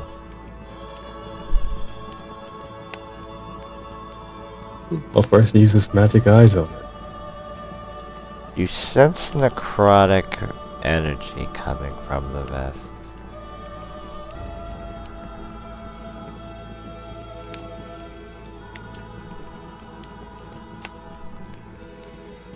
Every piece of clothing, huh?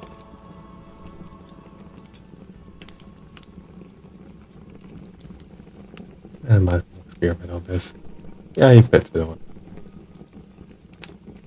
Okay, do a constitution saving throw. Oh, it affects me? Are you affected by poison? No. Then nothing happens.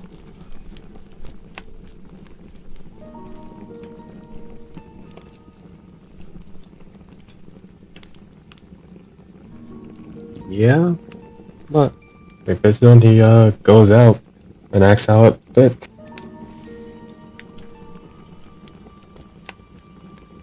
He smiles, but you can see disappointment in his eyes as he says, "It looks nice, sir.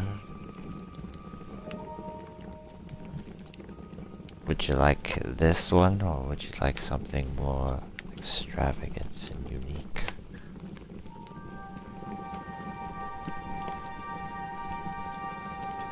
Unique? Yes, I can do any patterns or designs.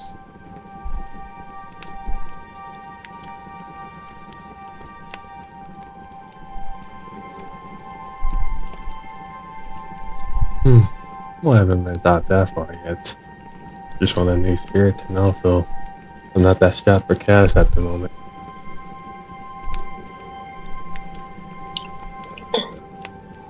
Ah, well, you can return once you do get some cash.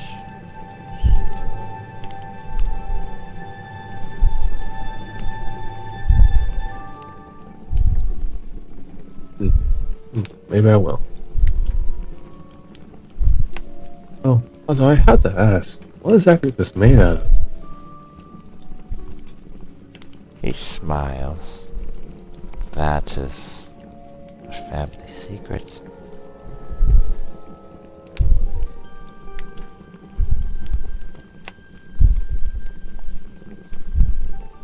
Yeah, I'm really interested. Never came across material like this before. Yes, it's quite unique. That's what makes me the best tailor in the city.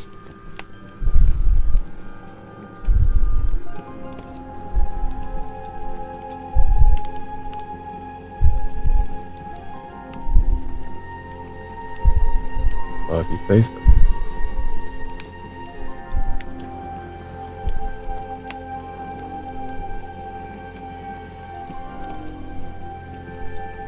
Well, I'll be seeing you later then. Alright, sir. Please return soon.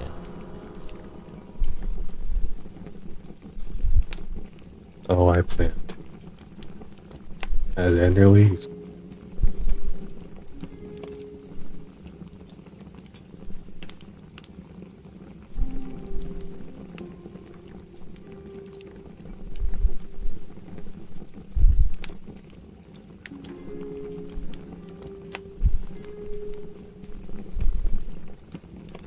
Okay, what does everyone else die?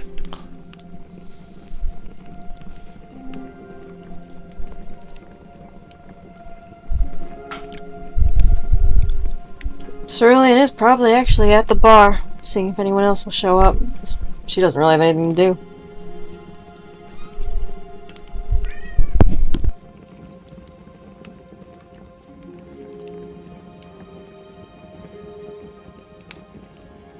Maybe doing a bit of people watching as she waits.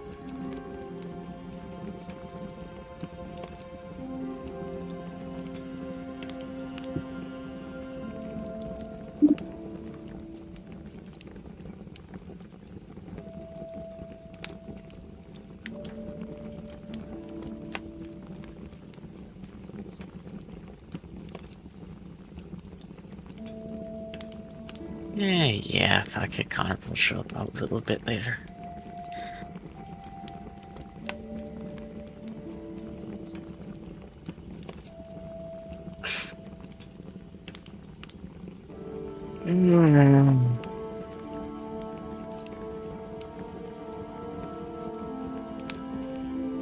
When he walks in, Cerulean probably just kind of nods in his direction, half raises her glass. Just kind of nods. Is everything else? Kind of yawns again, rubs his eyes. Pierogi and Callum are at the library. Xander is taking out the tailor shop. You're going to doing that. Yeah, I think it's a good idea to leave him there on his own. What was that? I think it's a good idea to leave him there on his own. I think it's fine. Xander has a good head on his shoulders. Yes, I suppose he does, but... I don't know, he gets a bit of a look in his eye.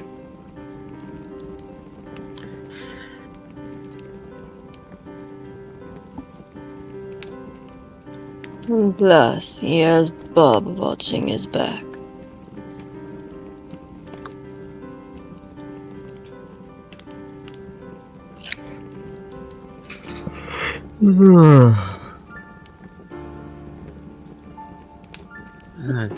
During the day is exhausting. Tired?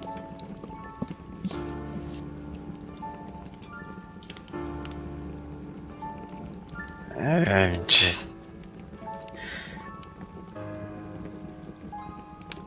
You know, long nights. Very. And I suppose the next two will be longer ones.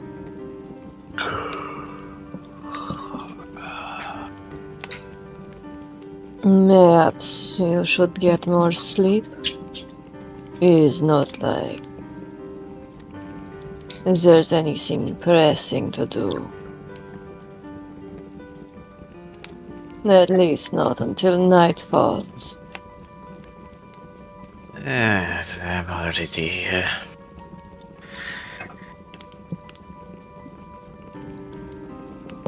Would you like me to get you a coffee then?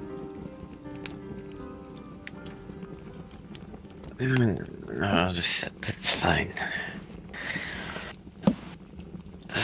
I just, you know...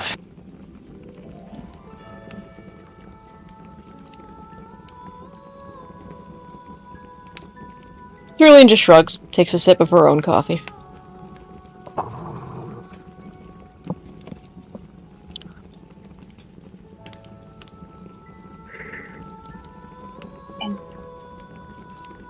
I was thinking maybe going to see... sort of want to see if I can't talk to the wife on her own again.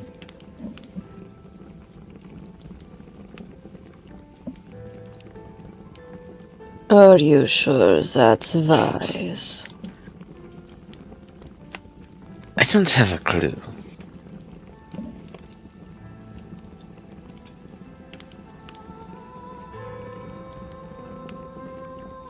Showing up once as a follow-up, fine. Showing up twice in a couple of days might be a bit more risky.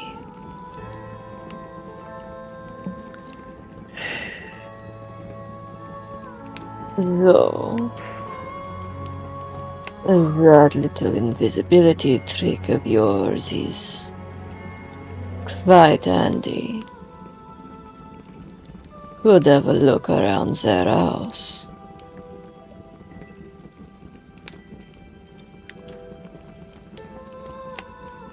Good. Yes.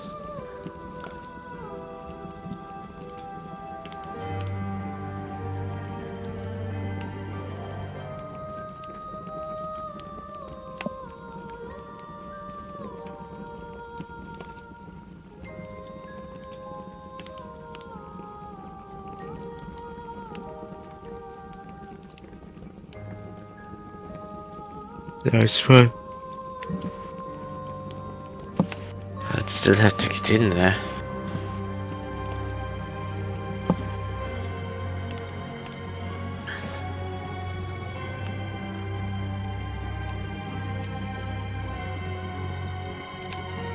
I'm sure they don't lock all their windows.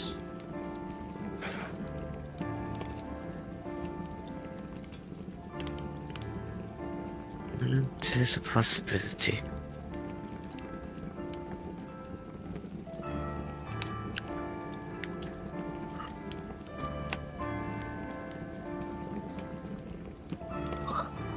I'll give it some thought.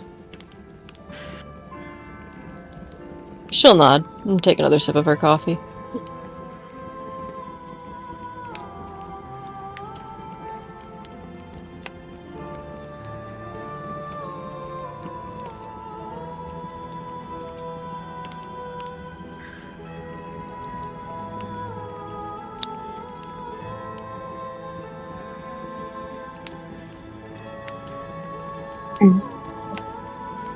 I think probably by now Pierogi and Callan probably come back in. Oh, hello, you two. Hello.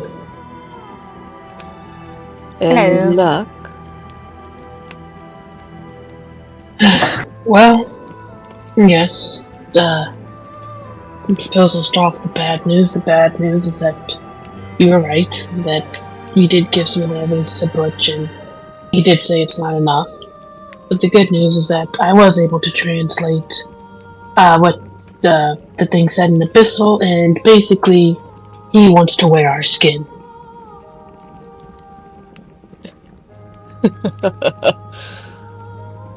Of course he does.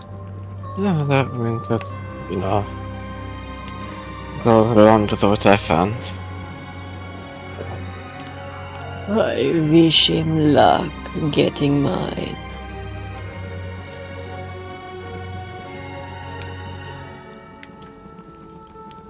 Mm-hmm. I'm sure you will.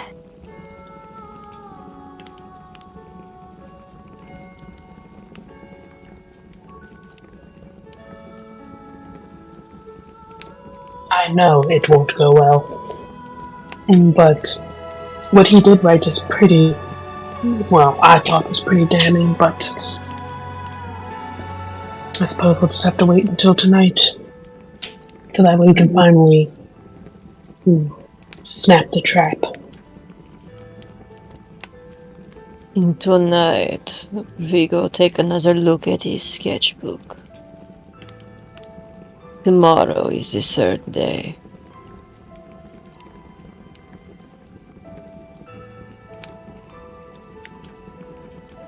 What else do we need from his sketchbook? Wait. See if he's narrowed it down a bit.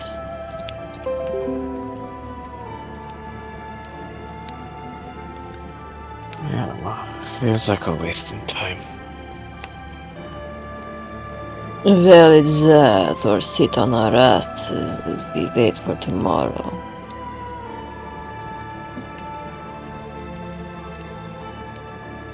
Besides, no telling what else he might leave there tonight. Considering his pattern, as him striking tomorrow.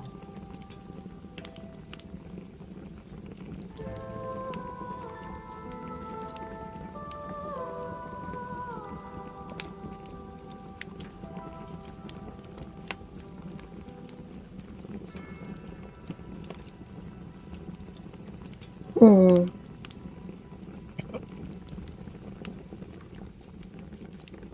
He has children, civilian.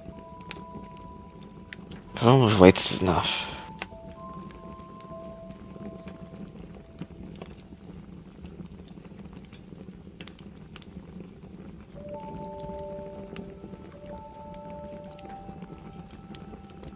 So what do you suppose we do, Connor? Because all I have heard from you so far is let us storm the place and kill him.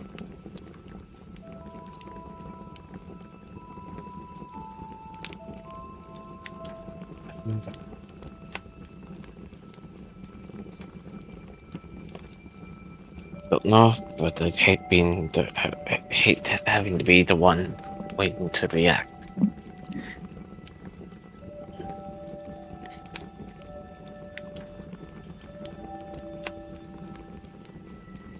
Then let us hear your plan. If you have one.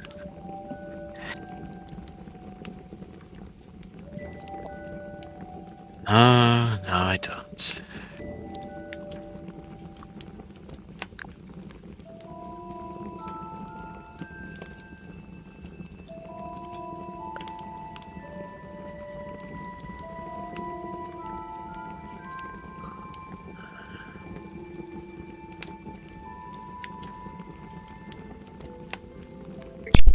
Esma.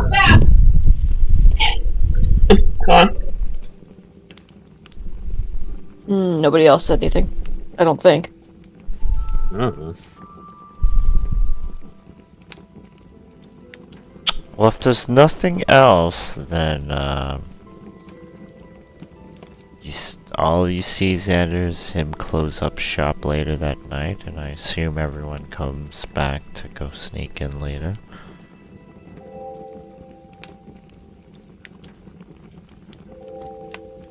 So, yes. Unless Connor's gonna do anything.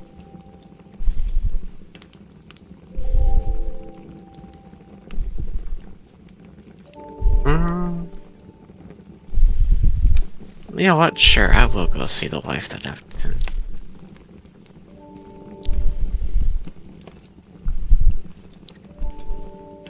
Okay, what do? You go up to the door and knock?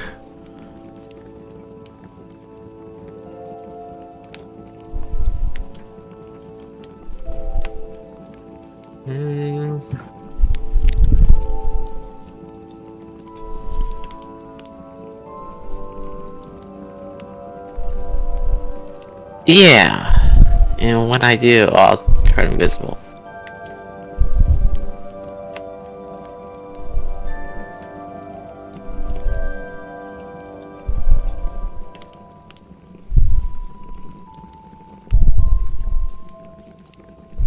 Okay, she opens the door. She sticks her head out and looks both ways and says hello.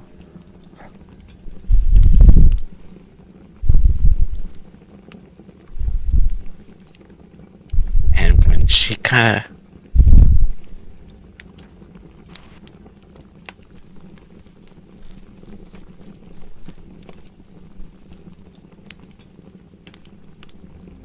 backs up, I'll just kinda slip in front of her. Okay, roll a stealth.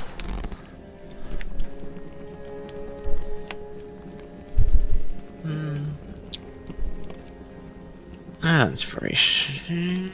Yeah. No, that's...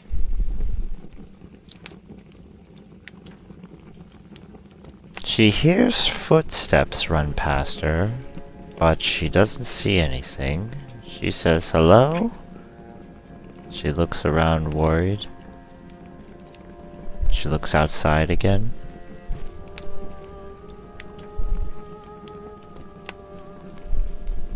She closes the door. Goes back to the living quarters and sits by the fire and picks up a book. Yeah. Honors, they have what? They have like a 1-floor house. Mm-hmm. So So no upstairs? Okay. Yeah, Connor's just gonna look around, see if there's like a basement or something, maybe. Okay, do a perception check.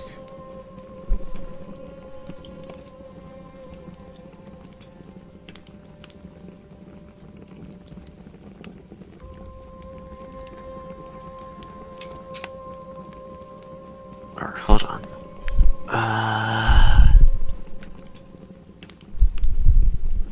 I guess I'm not technically in sunlight, am I? Are you in sunlight? Not in the house. Not in the house, no. You look around.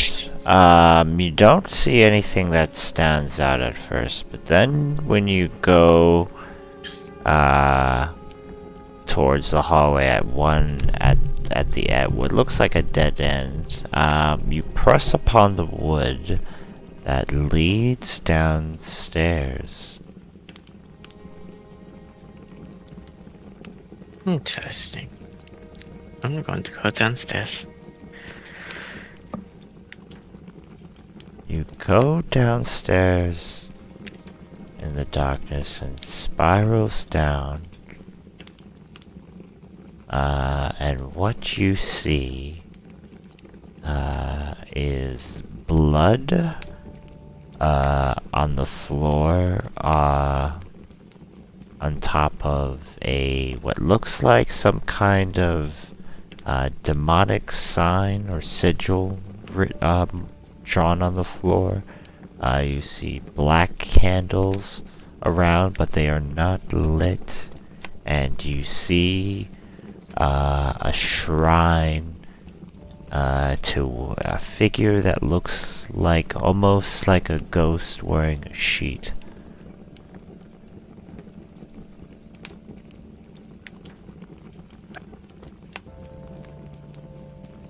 Are there any signs of like people maybe down here, or like, or is it just this one little space with the simple statue? It's just this one little space. You do see fingernails and claw marks of people trying to escape or something, and the blood, but you don't see any other rooms. Not like holding cells or nothing. Okay.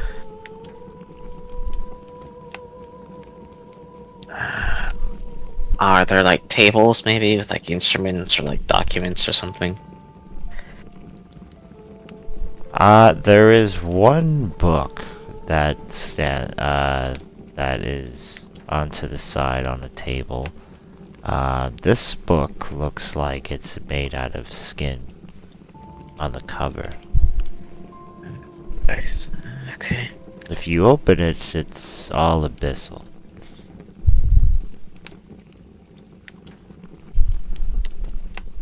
Yeah, I don't speak Abyssal. Because of course I don't.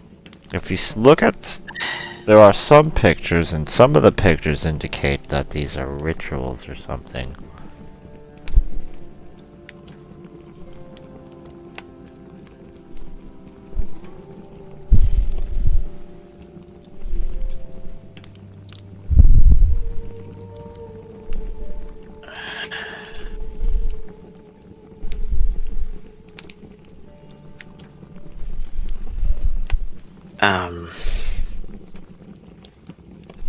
There's maybe like some blank piece of parchment or something, like a pen. Connor will fucking try and scribble down what he can, and I guess maybe like try to do a rough sketch of the statue. I don't. Yeah.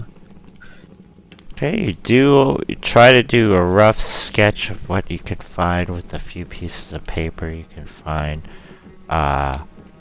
And then you hear the door slam from up top of the stairs and footsteps coming down.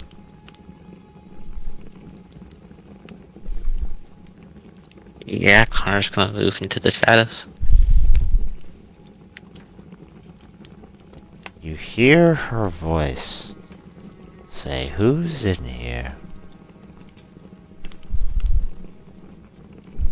Show yourself. As she looks around the room blindly. Oh, shit.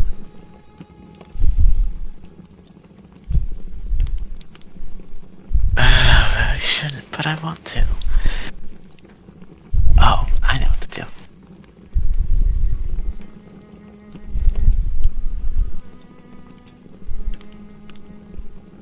She is just going to hear,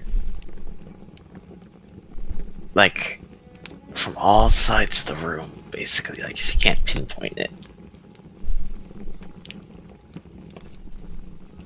What is it you're doing here?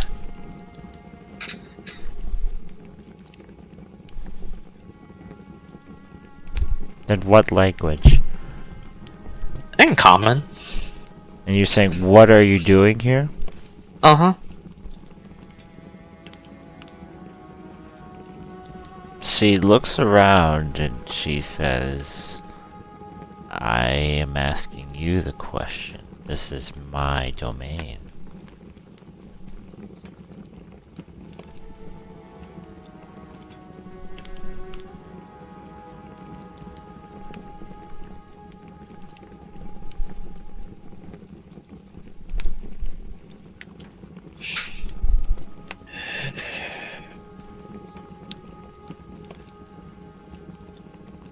Oh, fuck, my brain went fucking blank for a second.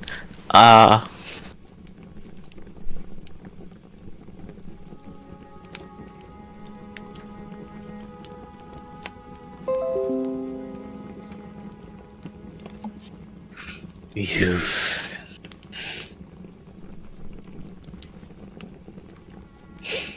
Blah.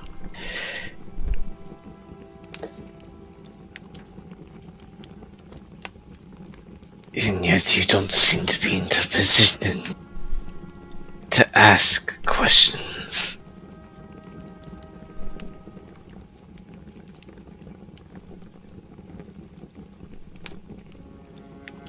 So I ask again. Are you and your husband the ones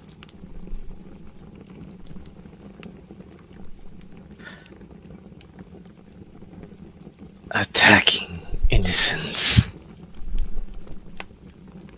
She claws around the room.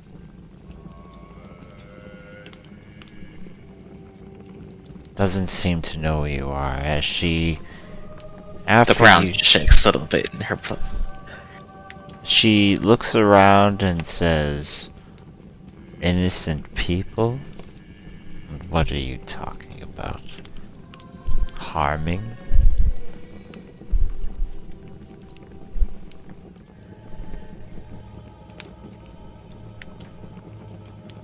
You broke into my home and now you're asking weird questions and accusing people of things.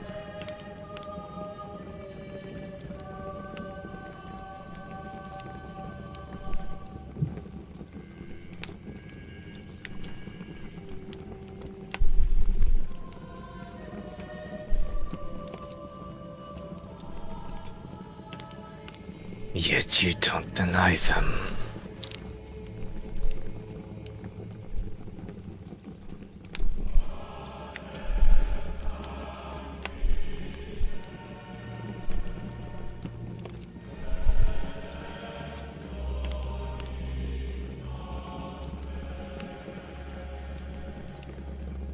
She says, well, come out and talk to me. See what is true and what isn't.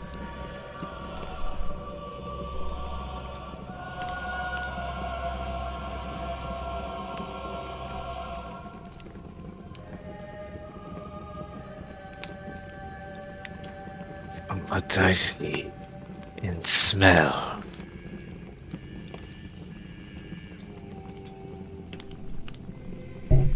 is lies and deceit. She claws around again, but misses. Cannot find you.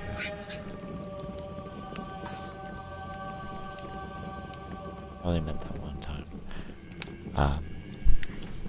Yeah, she can't find you as she... But you notice, yeah, her nails grew longer.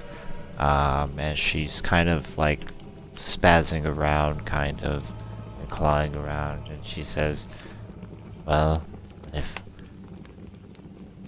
do something about it.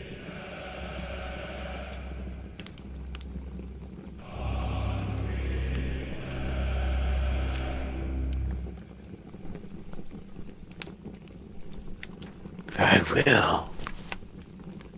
When the time comes.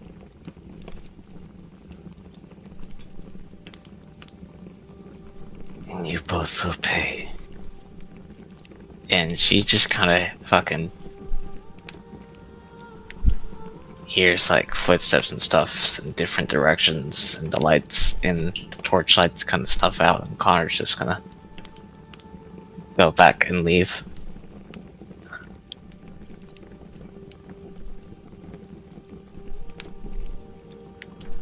Okay, you leave the building as you hear her scream in anger as you escape the home.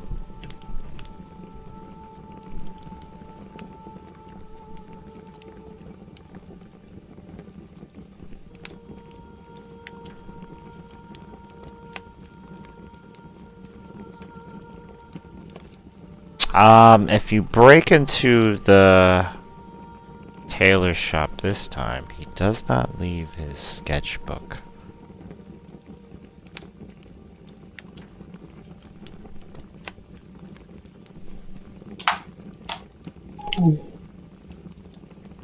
Seems like he's wisening up.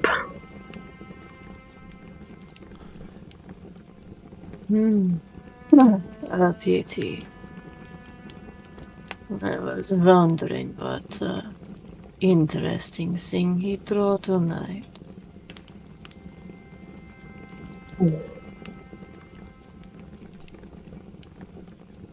Well, then I guess tomorrow will just be a surprise.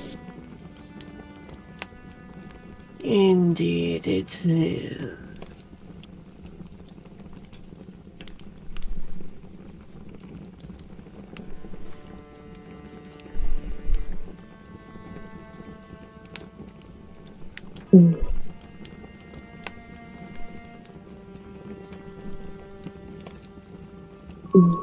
Shall we head back? Unless the rest of you have anything to do. Probably a good idea.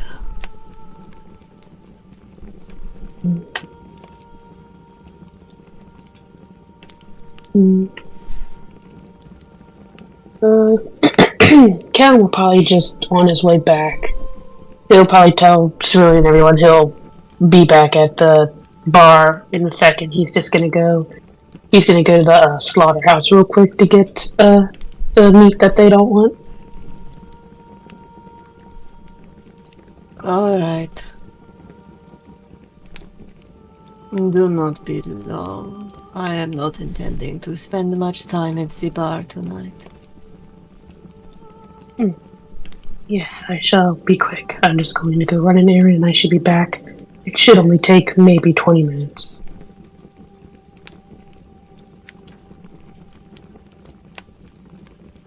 Okay, go and get your meat. Do you guys go to the bar? Do you guys want to roleplay that or skip to the next day?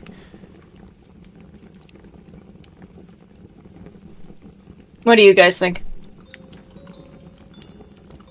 Unless Connor comes back and says anything.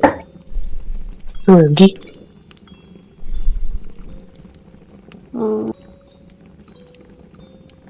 I guess he probably would try to come back and say something. Yeah.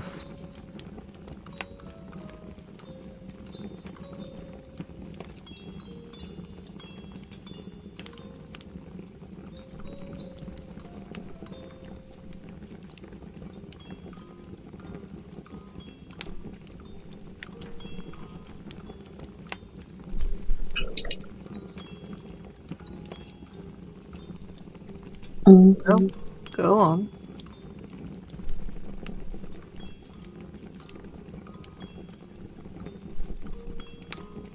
I think he did that in the middle of the afternoon, more in like the late afternoon, then kind of went with you, but maybe. I don't know. Alright. Kinda. Do you want to just skip to next day then? That's fine. Yeah.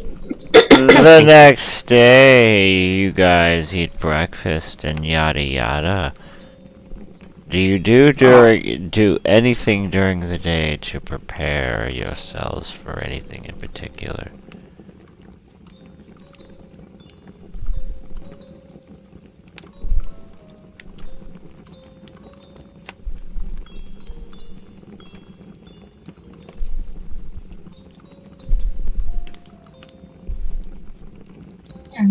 Cal just sharpens his swords and loads up his crossbow.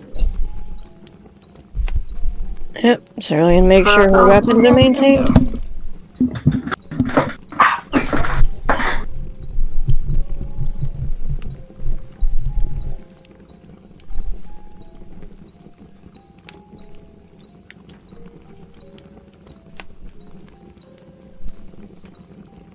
And where is I'm going to Connor close my staying? way, I swear to God. Huh? Rena? What?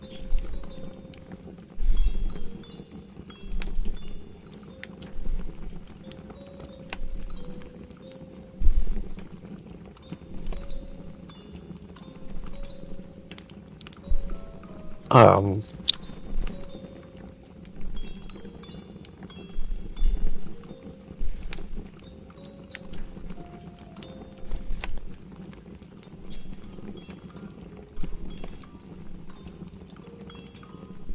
Yeah, I mean, Connor's just gonna go.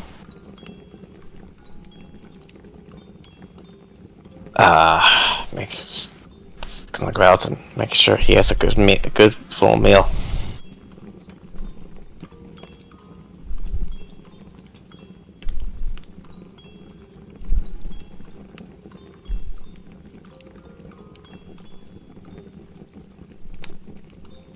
Okay, and then where are you gonna stay that night? At my place, probably. In the city? Yeah. Or where is everyone else gonna stay in their house? Wait, isn't this the third day? Yes. Well, Cerulean's gonna go pick her dress up. It is... You go to the shop... Wait, I'm confused. Is it night or is it next? What? It's the next day, but I'm speeding through it. So if I'm saying you wake up, what are you guys doing? If there's nothing important, then we're just gonna skip to the night. Ah, okay. I guess Cerulean would go pick her dress up, like, later in the evening. The shop is closed. When you go to the shop.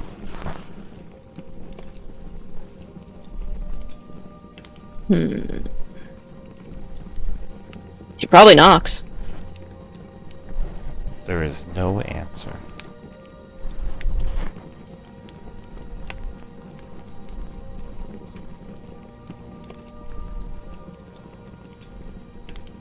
Well, that is a wrench in things. Probably gonna have a look through the window. You just see, just mannequins, fabrics, clothing. No one in the window. No, nothing else really.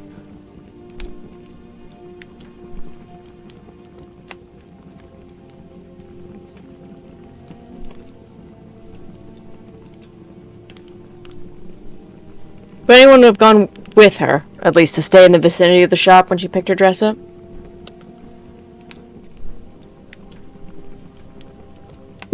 Callum would have went with her.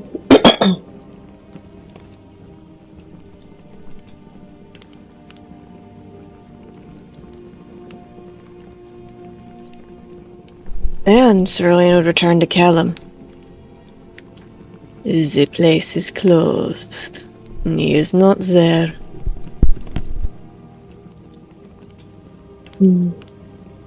Guess shouldn't be too surprised.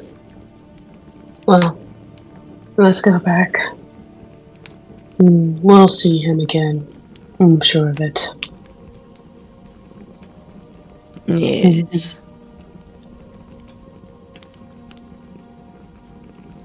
For the night, how do we want to do this, quote unquote? I imagine they may not attack if we're all together, but I also understand we don't want to be too far apart.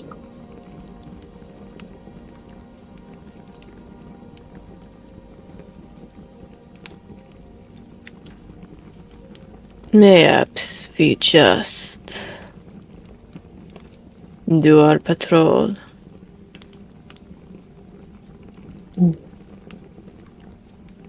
All right.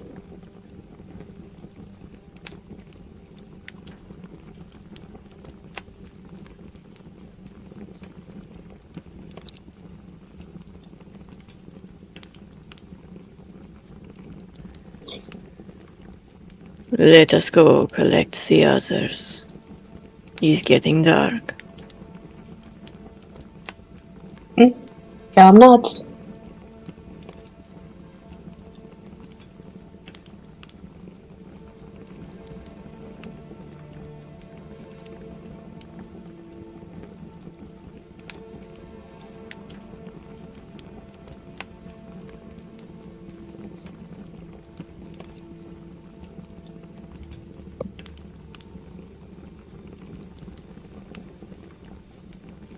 Do we all meet at the tavern? Probably. Yeah, that or in the city. Yeah.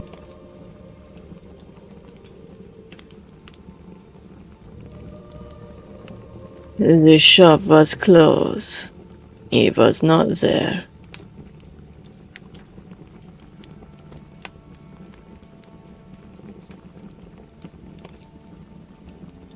I can only assume he's getting ready.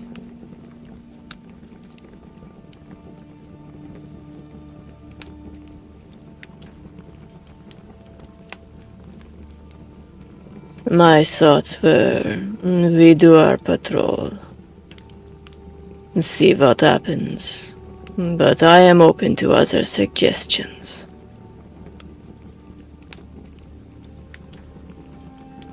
It sounds pretty reasonable.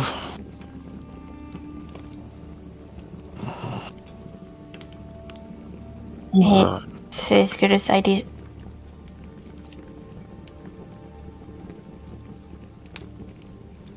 What were you saying, Beroki? It's as good as idea as any.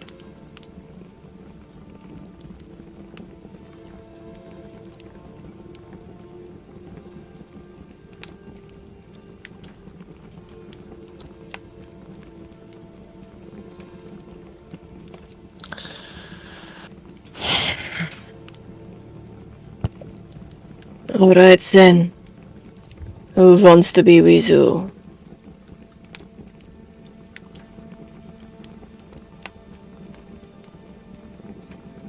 I don't think my little visit with his wife threw off his schedule, maybe. I'm not sure, but somehow I doubt it helped.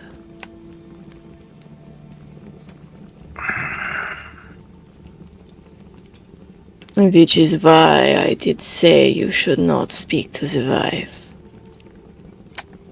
In fairness, she didn't know it was me. Are you sure about that? Yes, I'm pretty sure about that.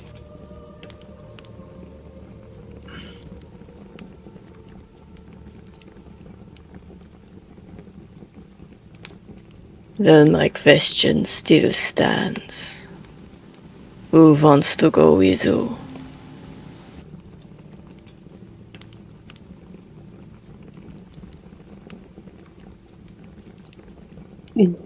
I'll go with Pierogi.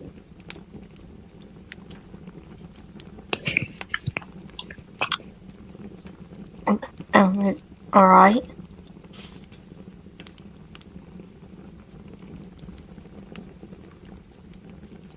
I'm good with Bob. I also have another buddy that will help me. get more eyes set around. Alright.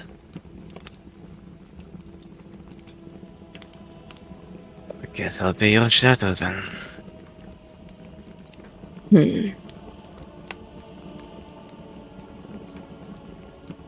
Xander, could you stick a little closer to Callum and Pierogi, just in case?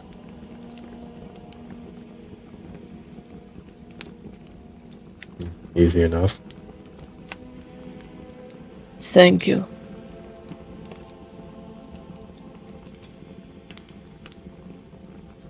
Let us be off then, and good luck.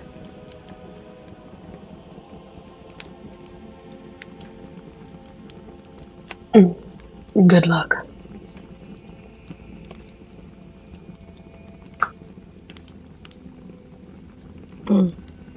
Yes, sir. Good luck.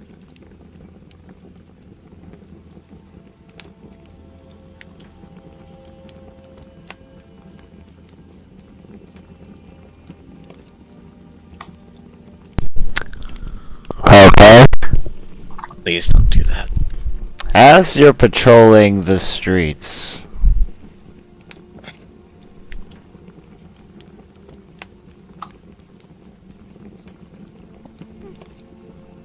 Callum, you see a young boy looks lost as he cries out for his parents.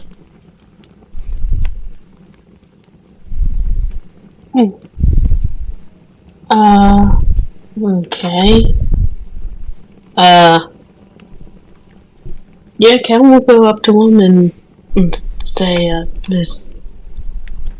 Are you lost? I can't find my mom and my dad.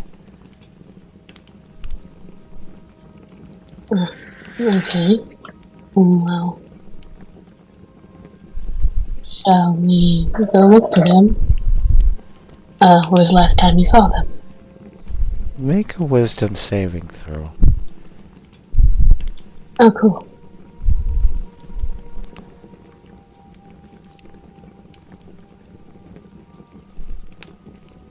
Ooh, I had nothing to this.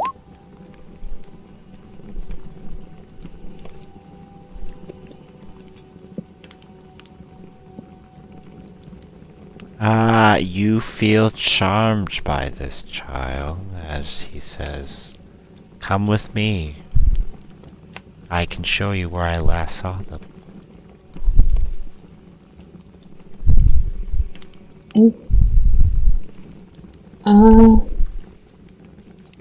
Yeah, Callum just nods. And you're with Pierogi, right? Yes. Pierogi, you just see, Callum running with this child without any question.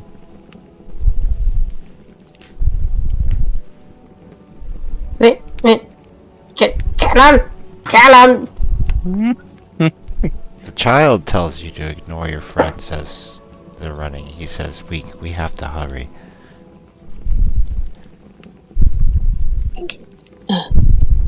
Yeah, Callum just goes along with it.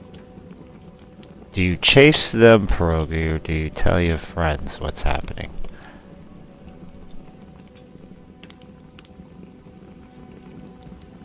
Unfortunately, Brogy would chase after him.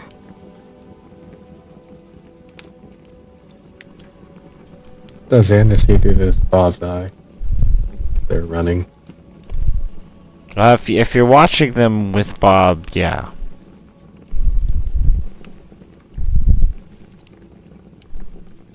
They're headed in the wooded area, past the city limits.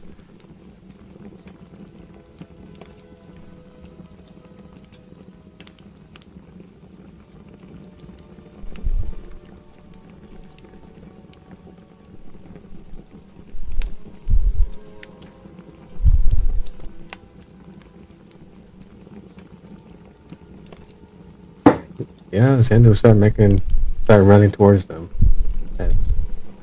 How we contact each other?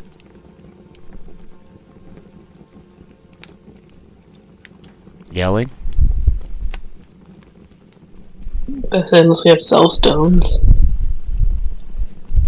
I think they'd be called sending stones. You know what I meant.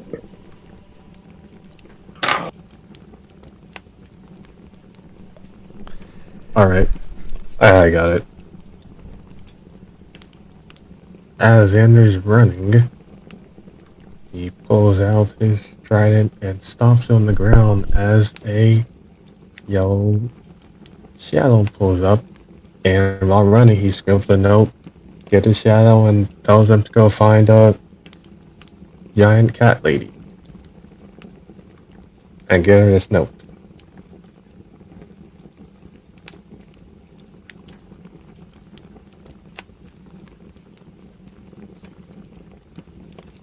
Okay, what does the note look like? I mean, what does the thing look like as it gives Cerulean the note? It looks like a hunched person in a yellow cloak, but you can't see anything in his face as it's all just black. How does it approach Cerulean? And is this something she would recognize from, working with Xander? Yeah, I'll summon a few times to do stuff every once in a while.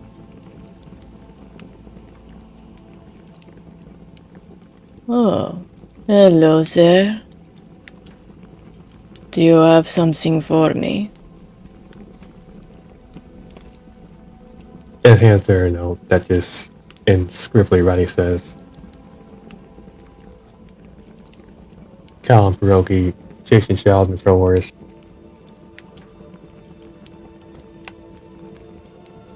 Connor, Yes. She kind of turns and holds the note out to him. what does he say?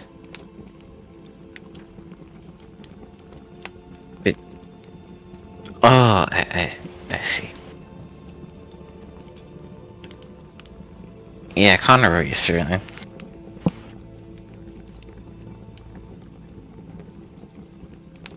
We need to worry now. She'll look at the spectral undead. Becky. Huh? Her name's Becky. Becky, sweetheart, which way?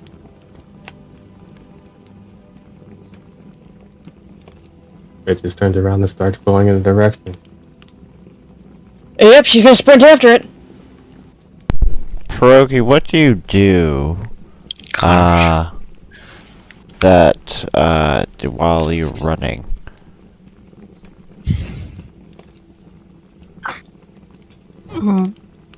What do you mean?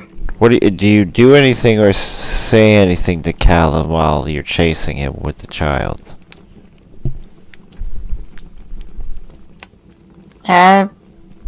He's gonna just be shouting stuff like, Callum, what are you doing? Make another wisdom saving throw, Callum. Okay.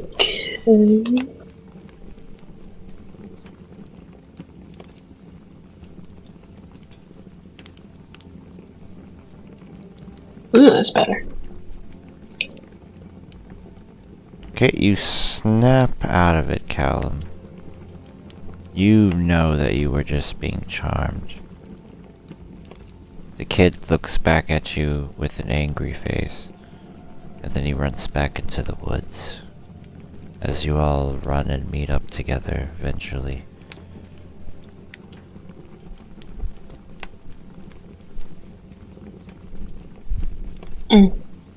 Yeah, you just see Callum eyes just kind of, you see him just shake his head a little bit as his eyes, I guess, become unfoggy and such. As he just kind of just then looks around. And it's just like, great. Did the kid look like one of the lost kids or one of the missing kids? Yeah.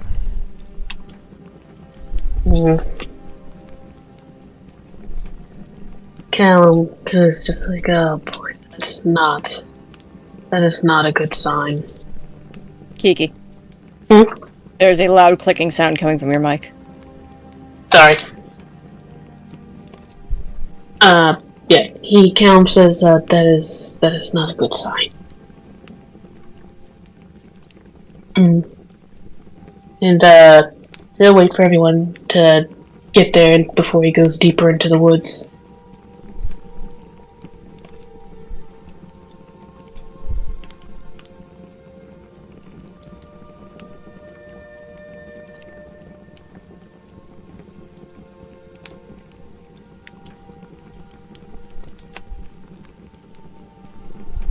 Yeah, I'll probably eventually see Cerulean just charging through the woods, moving a lot faster than it seems like she should be able to in her armor. What is going on? Everyone alright?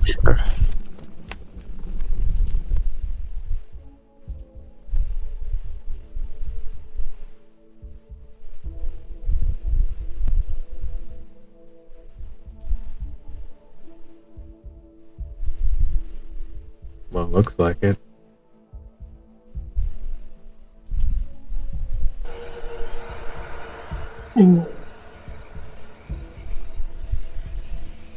I think he's using one of the lost children to, I think he's using lost children. I know I was charmed when I recognized the child from the missing posters.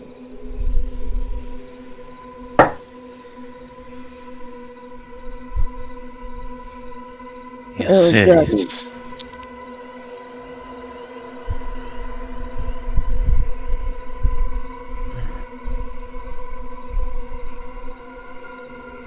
That is concerning.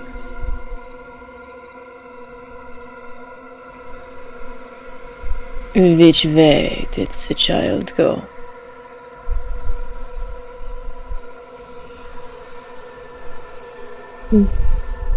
Yeah, Callum points the way.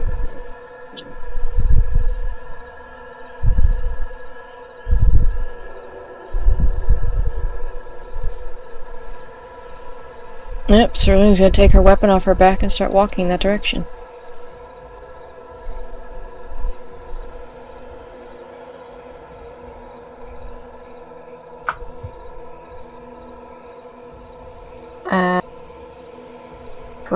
He will nervously follow behind.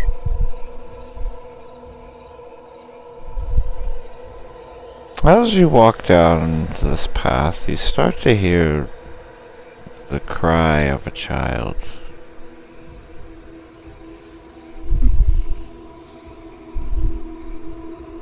Cerulean takes pace. And then multiple cries of children coming from the trees. Like, from the trees, or like from the woods around us? Everywhere. It's hard to pinpoint, but there's so many children crying. Cerulean's gonna divine sense.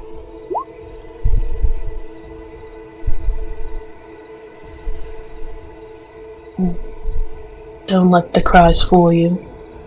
It's only a trap. You do sense a fiend nearby. What direction?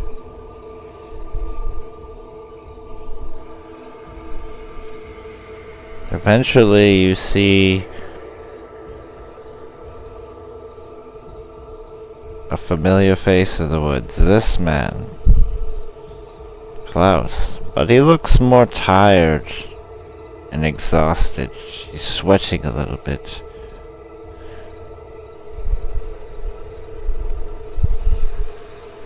When she sees him, Cerulean's gonna divine sense again. You sense a fiend. From him. Mm-hmm.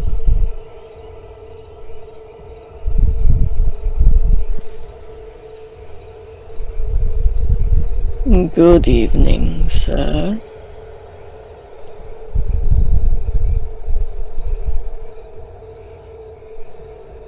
He says, stay back.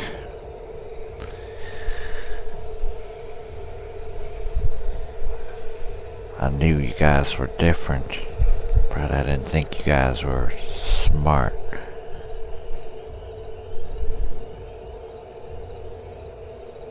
Yes, people have made that mistake before.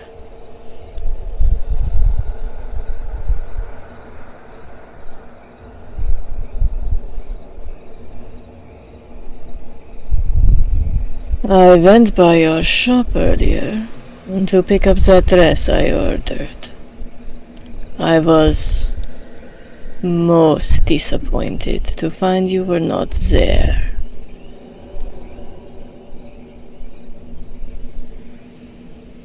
She's gonna take another step towards him. I'm a little sick.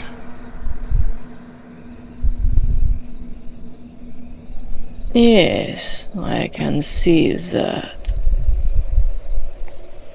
No, I mean, I have to feed every so often.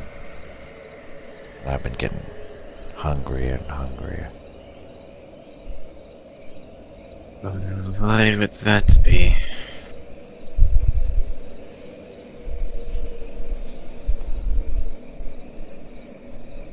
It's part of the traded power.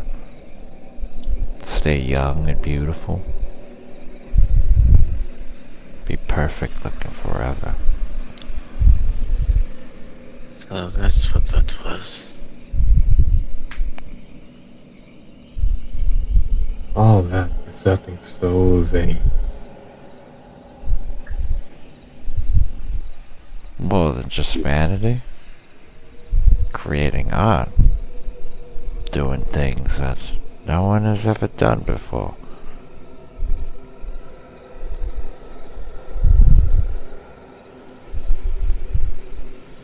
Things that should not be done. That shouldn't, but has been. And I impressed her. Just who? The mother of horrors.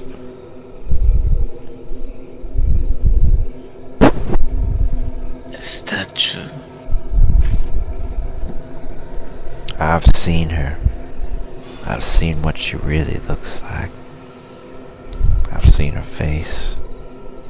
And I've been trying to paint it ever since, but I can't. I can't paint it. How do you paint another dimension? You can't. So I've been trying to make other works of art.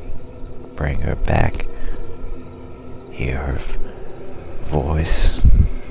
Or just sit in her silence.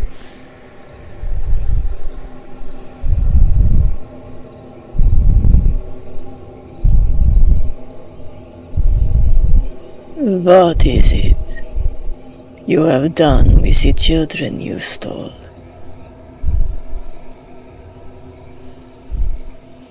You hear his bones crack as he shifts and he turns into something different. You see a hooded figure wearing what looks like a suit made nothing but skin.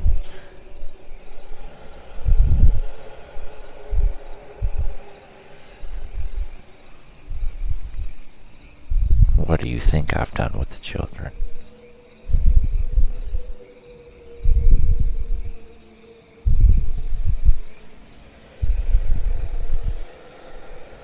Judging by what I'm hearing,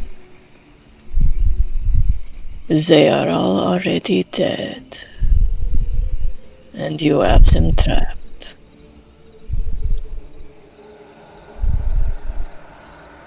Well, if you could guess what kind of material my suits are made of, that's where all the children are.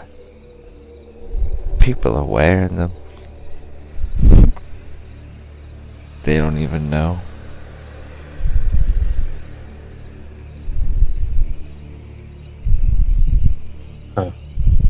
Well, there goes your reason for living. Yeah, Sterling just fucking swings her weapon at him.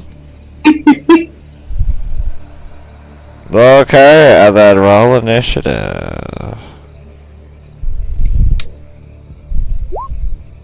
Is she able to get a shot off before then, or? Yeah, try to see what if you hit him.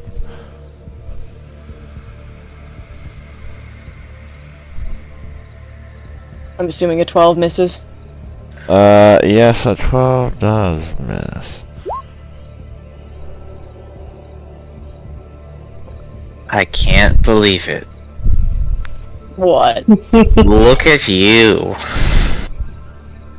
The top of initiative, where I fucking belong, thank you. Yeah, I would like to everyone just give her a round of applause.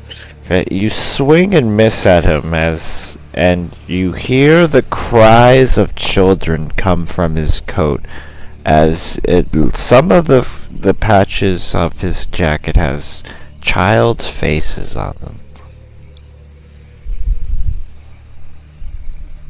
What do you do, Cerulean? Are there any gaps in his suit? Gaps? What do you mean?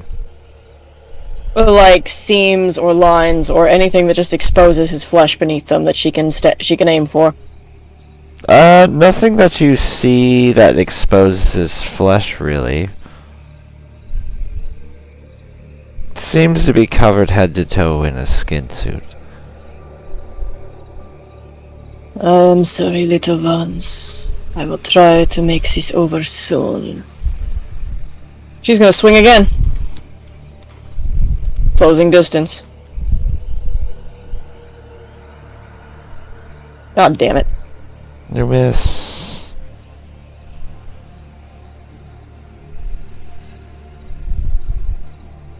Hang on, I have Polar Master, but it doesn't add that to my sheet.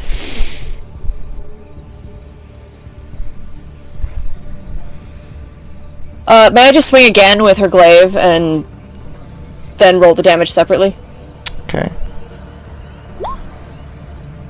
And nat 20.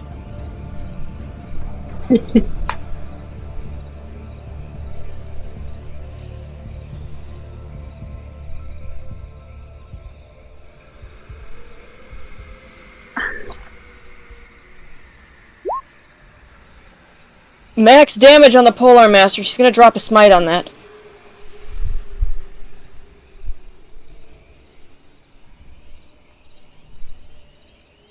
He's a fiend, right? Mm-hmm.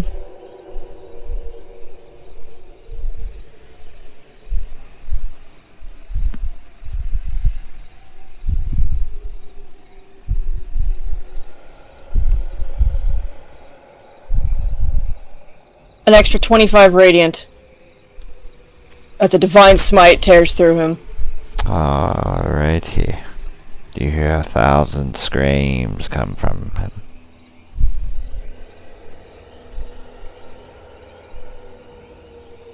And that'll be it for her.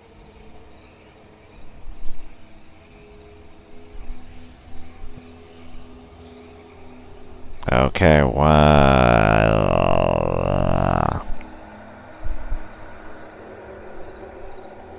he takes a bite of you.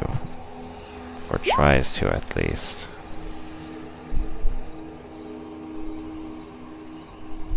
See, yeah, that hits. Okay, then he tries to grab you. She is going to retaliate. Reaction Psychic Lash.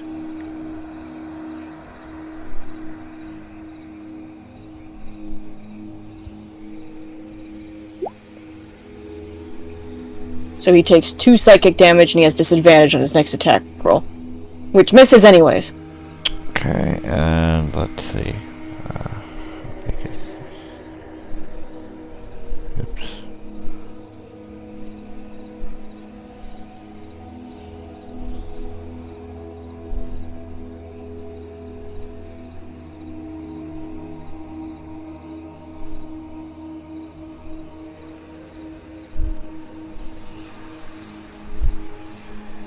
Okay, everyone that was in that cone,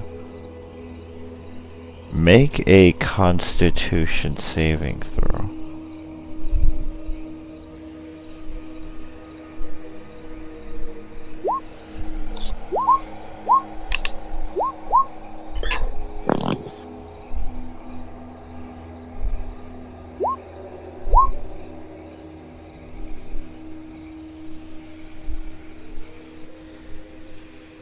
As you smell death come from him as this big cloud. So you either take 22 or 11 necrotic.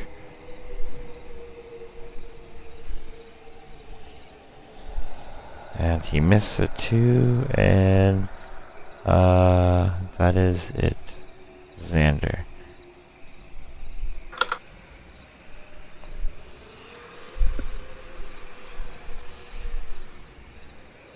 Yeah. Tanner takes over his dread as he manifests his form of dread.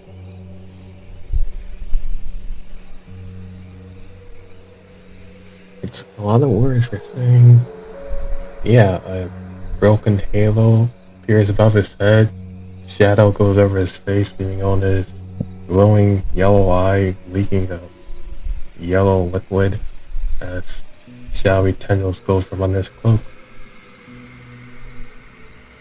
As he points his trident at it and shoots an eldritch blast.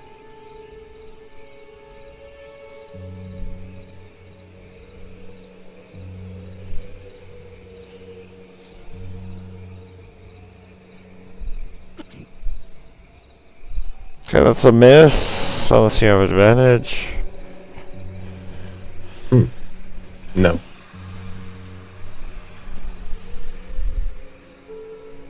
Okay, anything that's a miss. else? Oh wait, yeah, the shadow goes back. Go Becky. It moves over and smacks it. Or try. Put her on the other side, she'll have advantage. Oh, yeah. Okay, 19 will hit it.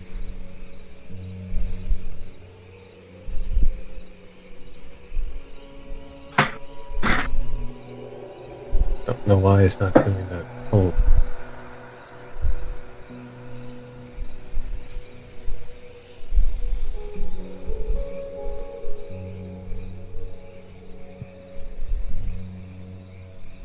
I'll just put that in.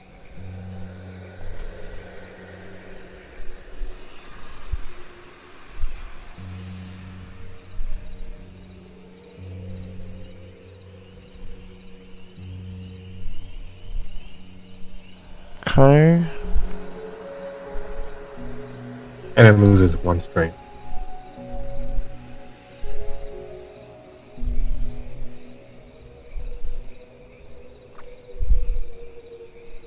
And then that's it. Okay. Connor.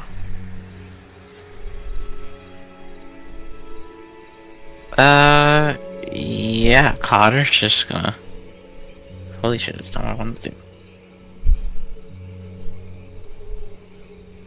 I hate this. Okay. Is just gonna. I assume this is a treat, right? Yeah, that's a tree. Okay. Just gonna fucking zoom around and whip out it. And slash out with his saber.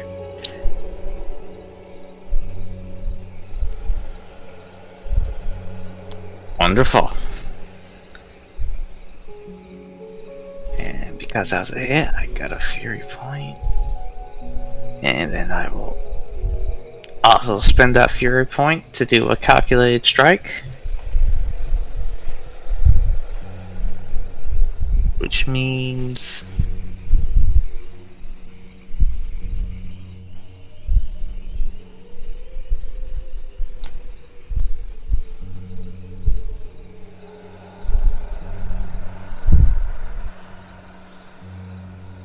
I can. Or hold on.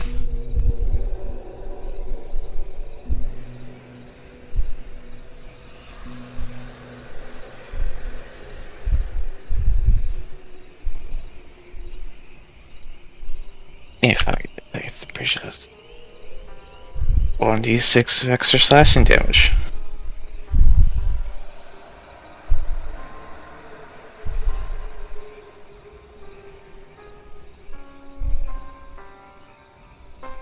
And then your wife couldn't join us for the evening.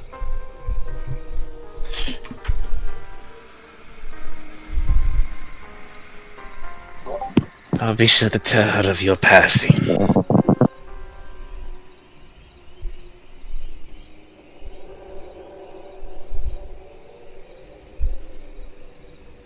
And that's about all I can do.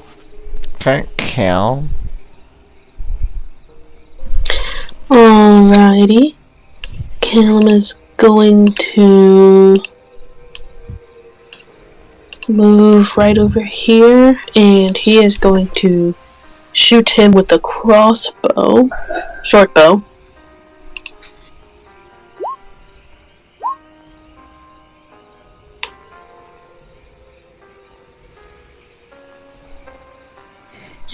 He takes 18 damage. And he is going to bonus action Master of Tactics, and he is going to give the help action to Cerulean. So she has advantage on her next attack. Okay. Everybody has advantage. Yeah. Actually, you know what? You're right. Well, whatever.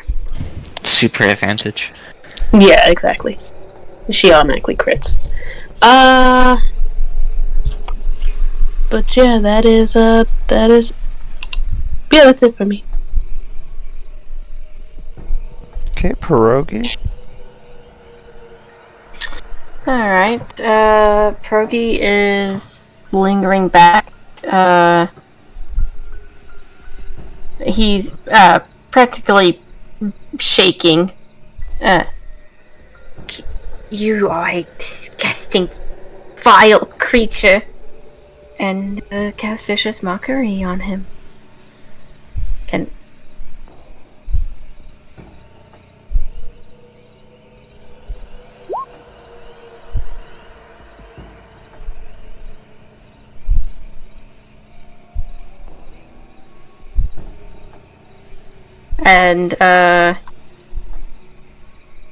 he will look at Cerulean.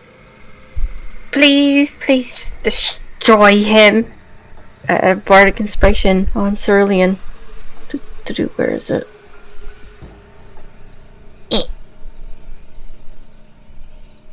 That is it. Okay, Vaeloria. Yep. Her stance will shift. She'll bring her glaive back. As you wish. And she'll swing. Oh. You miss. I'm going to inspiration that. Please hit. Thank you. You hit. She is going to drop a regular smite on that.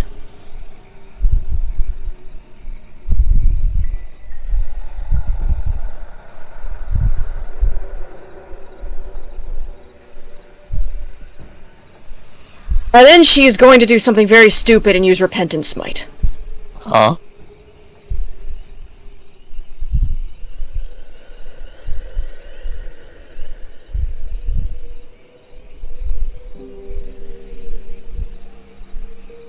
If I can find it on my... There it is.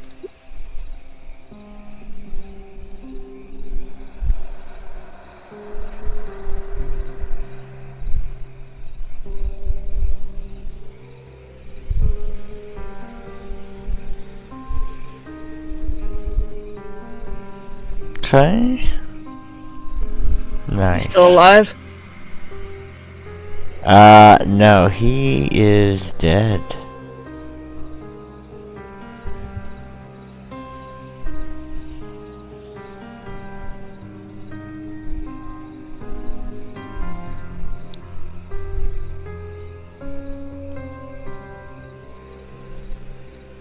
But you see something pop up from the trees.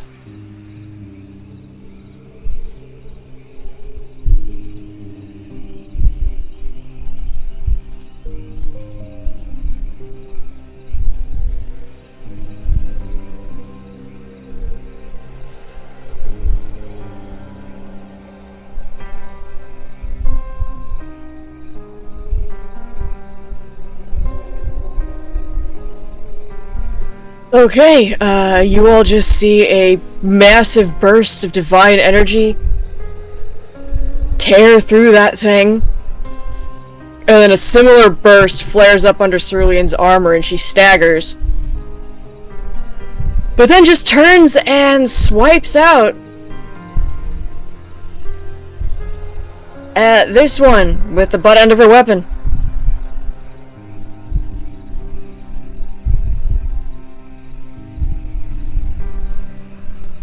Thoughts on Mios?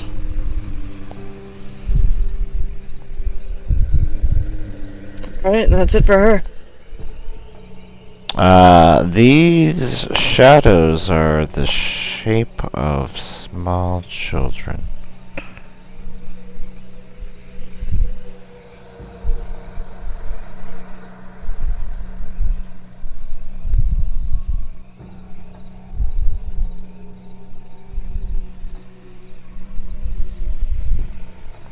This one's gonna attack you, Cerulean.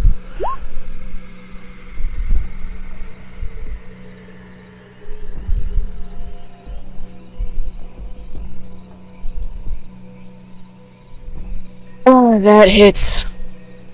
Okay, this is gonna attack Xander. That misses. And And this. Cerulean is down. Okay, and then this will attack Callum. Then Xander's turn.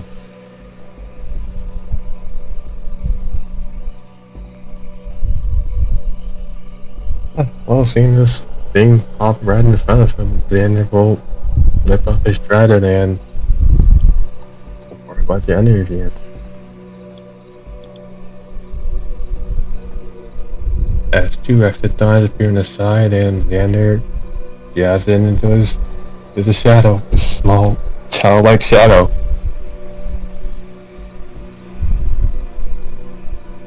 Okay, that's gonna hit him.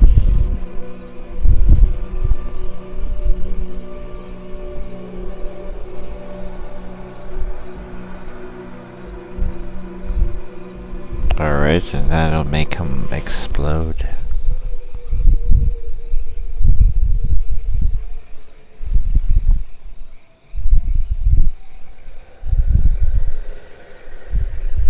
Yeah, then the Jackie's gonna smack the other shadow. Shadow.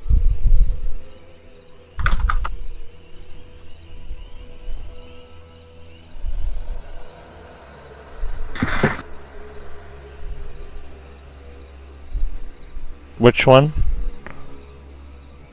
This one, the right. Okay, yep, that'll hit.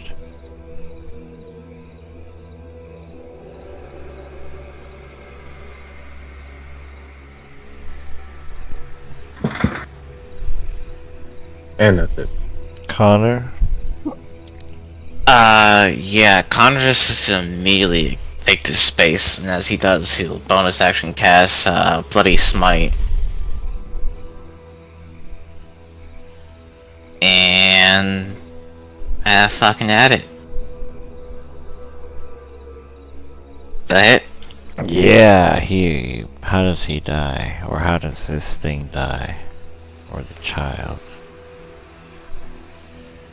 There's just...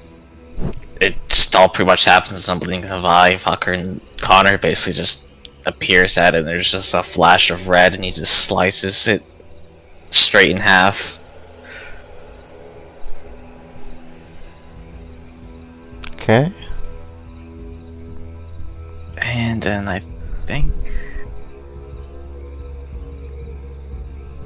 Where's that? It was right here, right?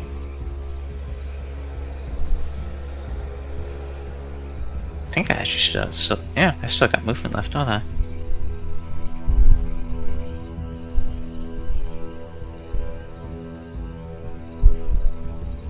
Yeah, I can make that. And yeah, Connor's gonna just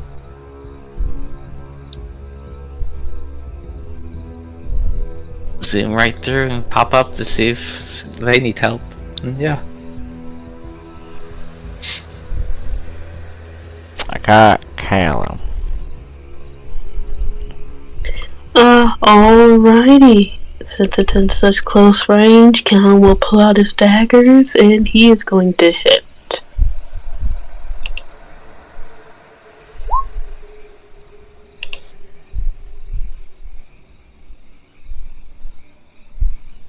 And then the offhand. He blows up before you can even do anything else. You hear the screams of crying children slowly fade away to the night. From the body of the artist, you see what looks like a cloud of souls flying up to the night sky and then dissipates.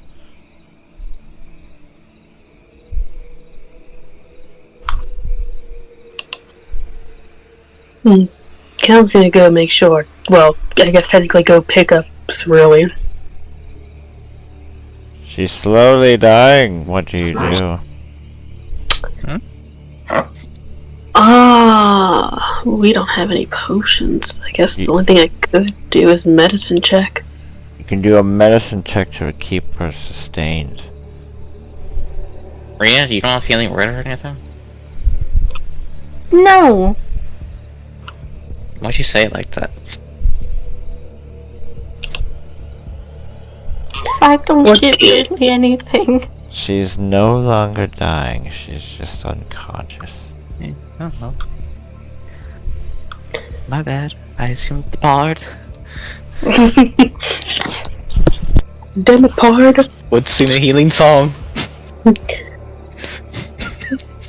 Do some healing, We're brother. not a fighter. Leave him alone. Do a cheery jig. Yes. Yeah, if she is stable, then Callum will piggyback her. We'll put her on his back. There we go. Can he lift her? He can try. You're also like 3 feet shorter than her. I mean, I didn't say I it wasn't gonna. don't see what this is accomplishing. I didn't say it wasn't gonna be awkward.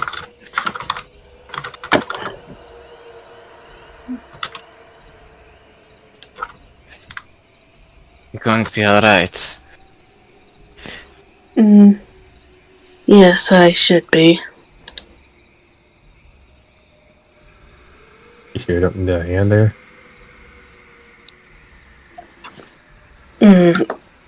No, I should be alright. It did not.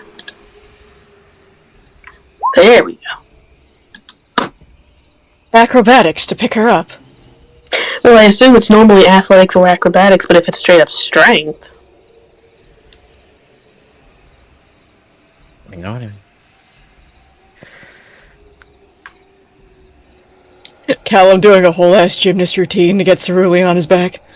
No, he's putting Cerulean through a whole ass gymnast thing just to get her on his back. I mean, you're practically fucking dragging her with the height difference. So I mean, well, what do you suggest? Everyone would be dragging her with the height difference.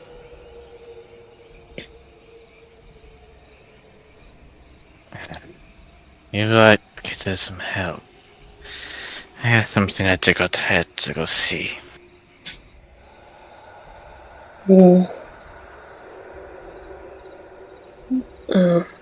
Alright. Callum is going to go ahead and head back to the house. Their Cerulean's house. Take her back to the house.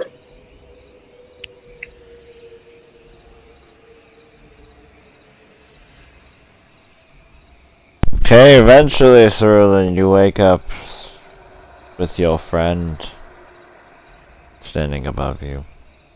Or your friends. Did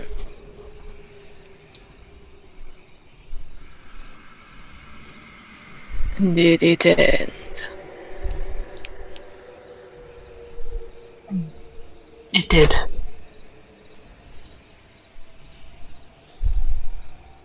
Good. Are you all alright?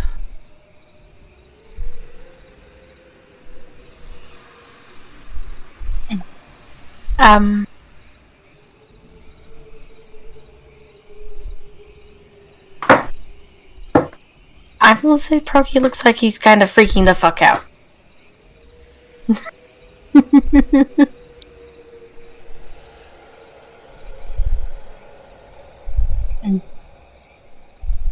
Callum looks a little beat up, but other than that, you can't really see any concern on his face. Well, concern for you, but that's about it. Xander's A-okay. I'm fine, they didn't touch me. Good, good.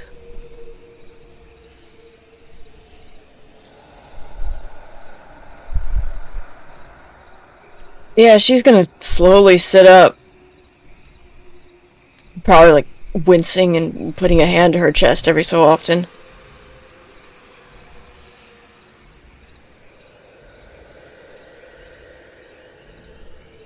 And then just look over at Pierogi and pat the space next to her for him to come sit down.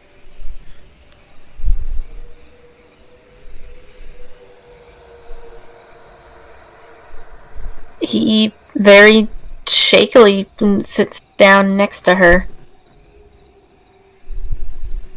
Yeah, she'll wrap an arm around him.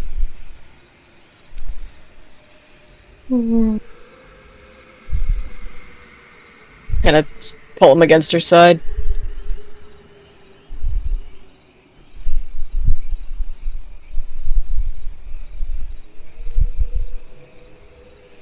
Oh, that's nice. I'm gonna go to the watch and report what happened.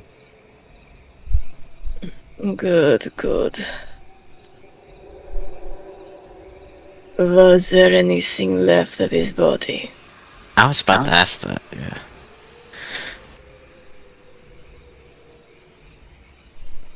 Clothing made out of skin.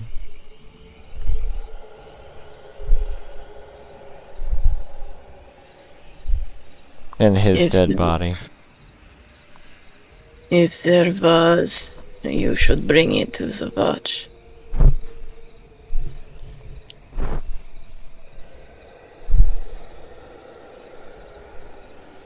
Well, I have to urge it up and down. You rest up. I'll be back later.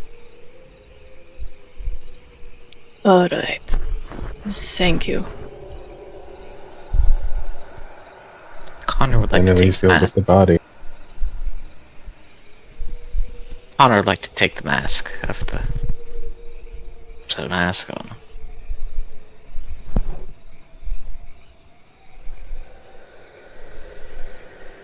Wasn't it just a whole skin suit? You taking the mask he was wearing? Mm-hmm. Uh-huh. And he's gonna go make a stop at the wife's house.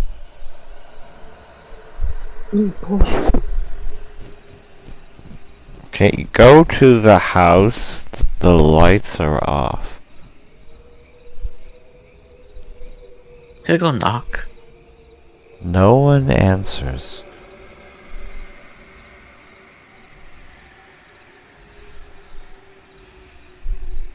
He'll try the door. The door is locked.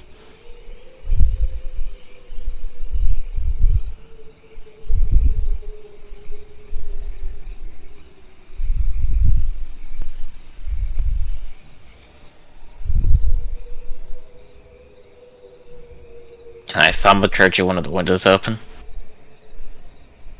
Sure. It'll be It's- very loud though. Unlocked.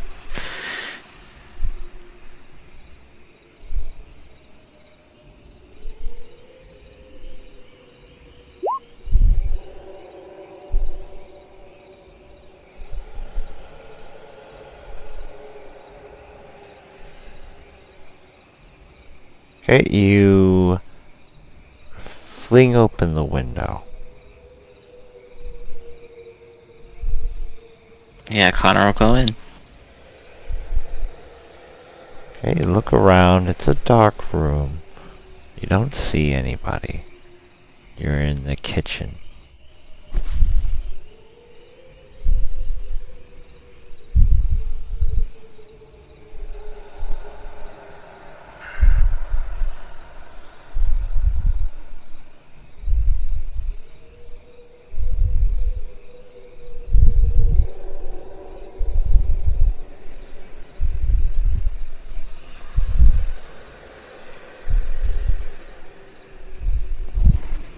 He'll kind of just slither along in the shadows and kind of go to where the fucking basement entrance was.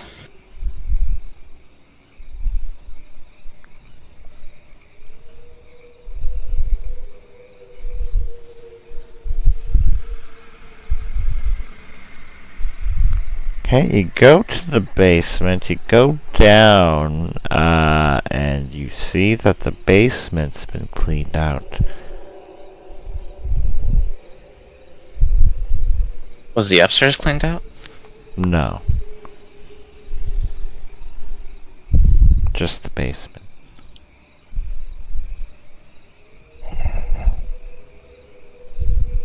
Interesting.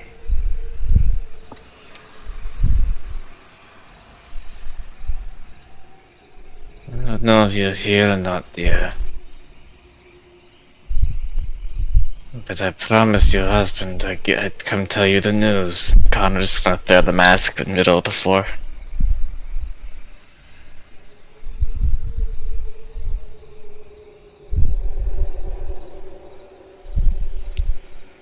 So I would take care to not show your face around here again.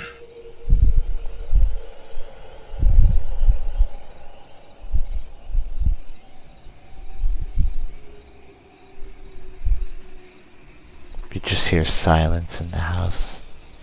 And then ever so often you hear a crying child. Just like randomly somewhere. Yeah.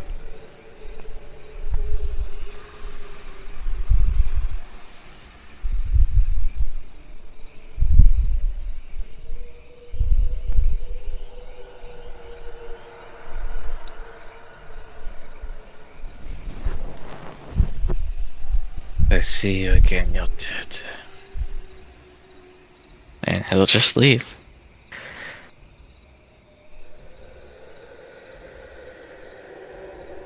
And that's where we'll end till next week.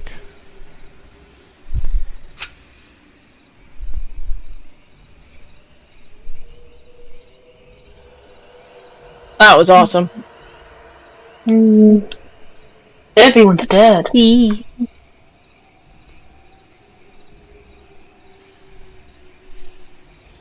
And everyone's level 4. Ooh. Ooh.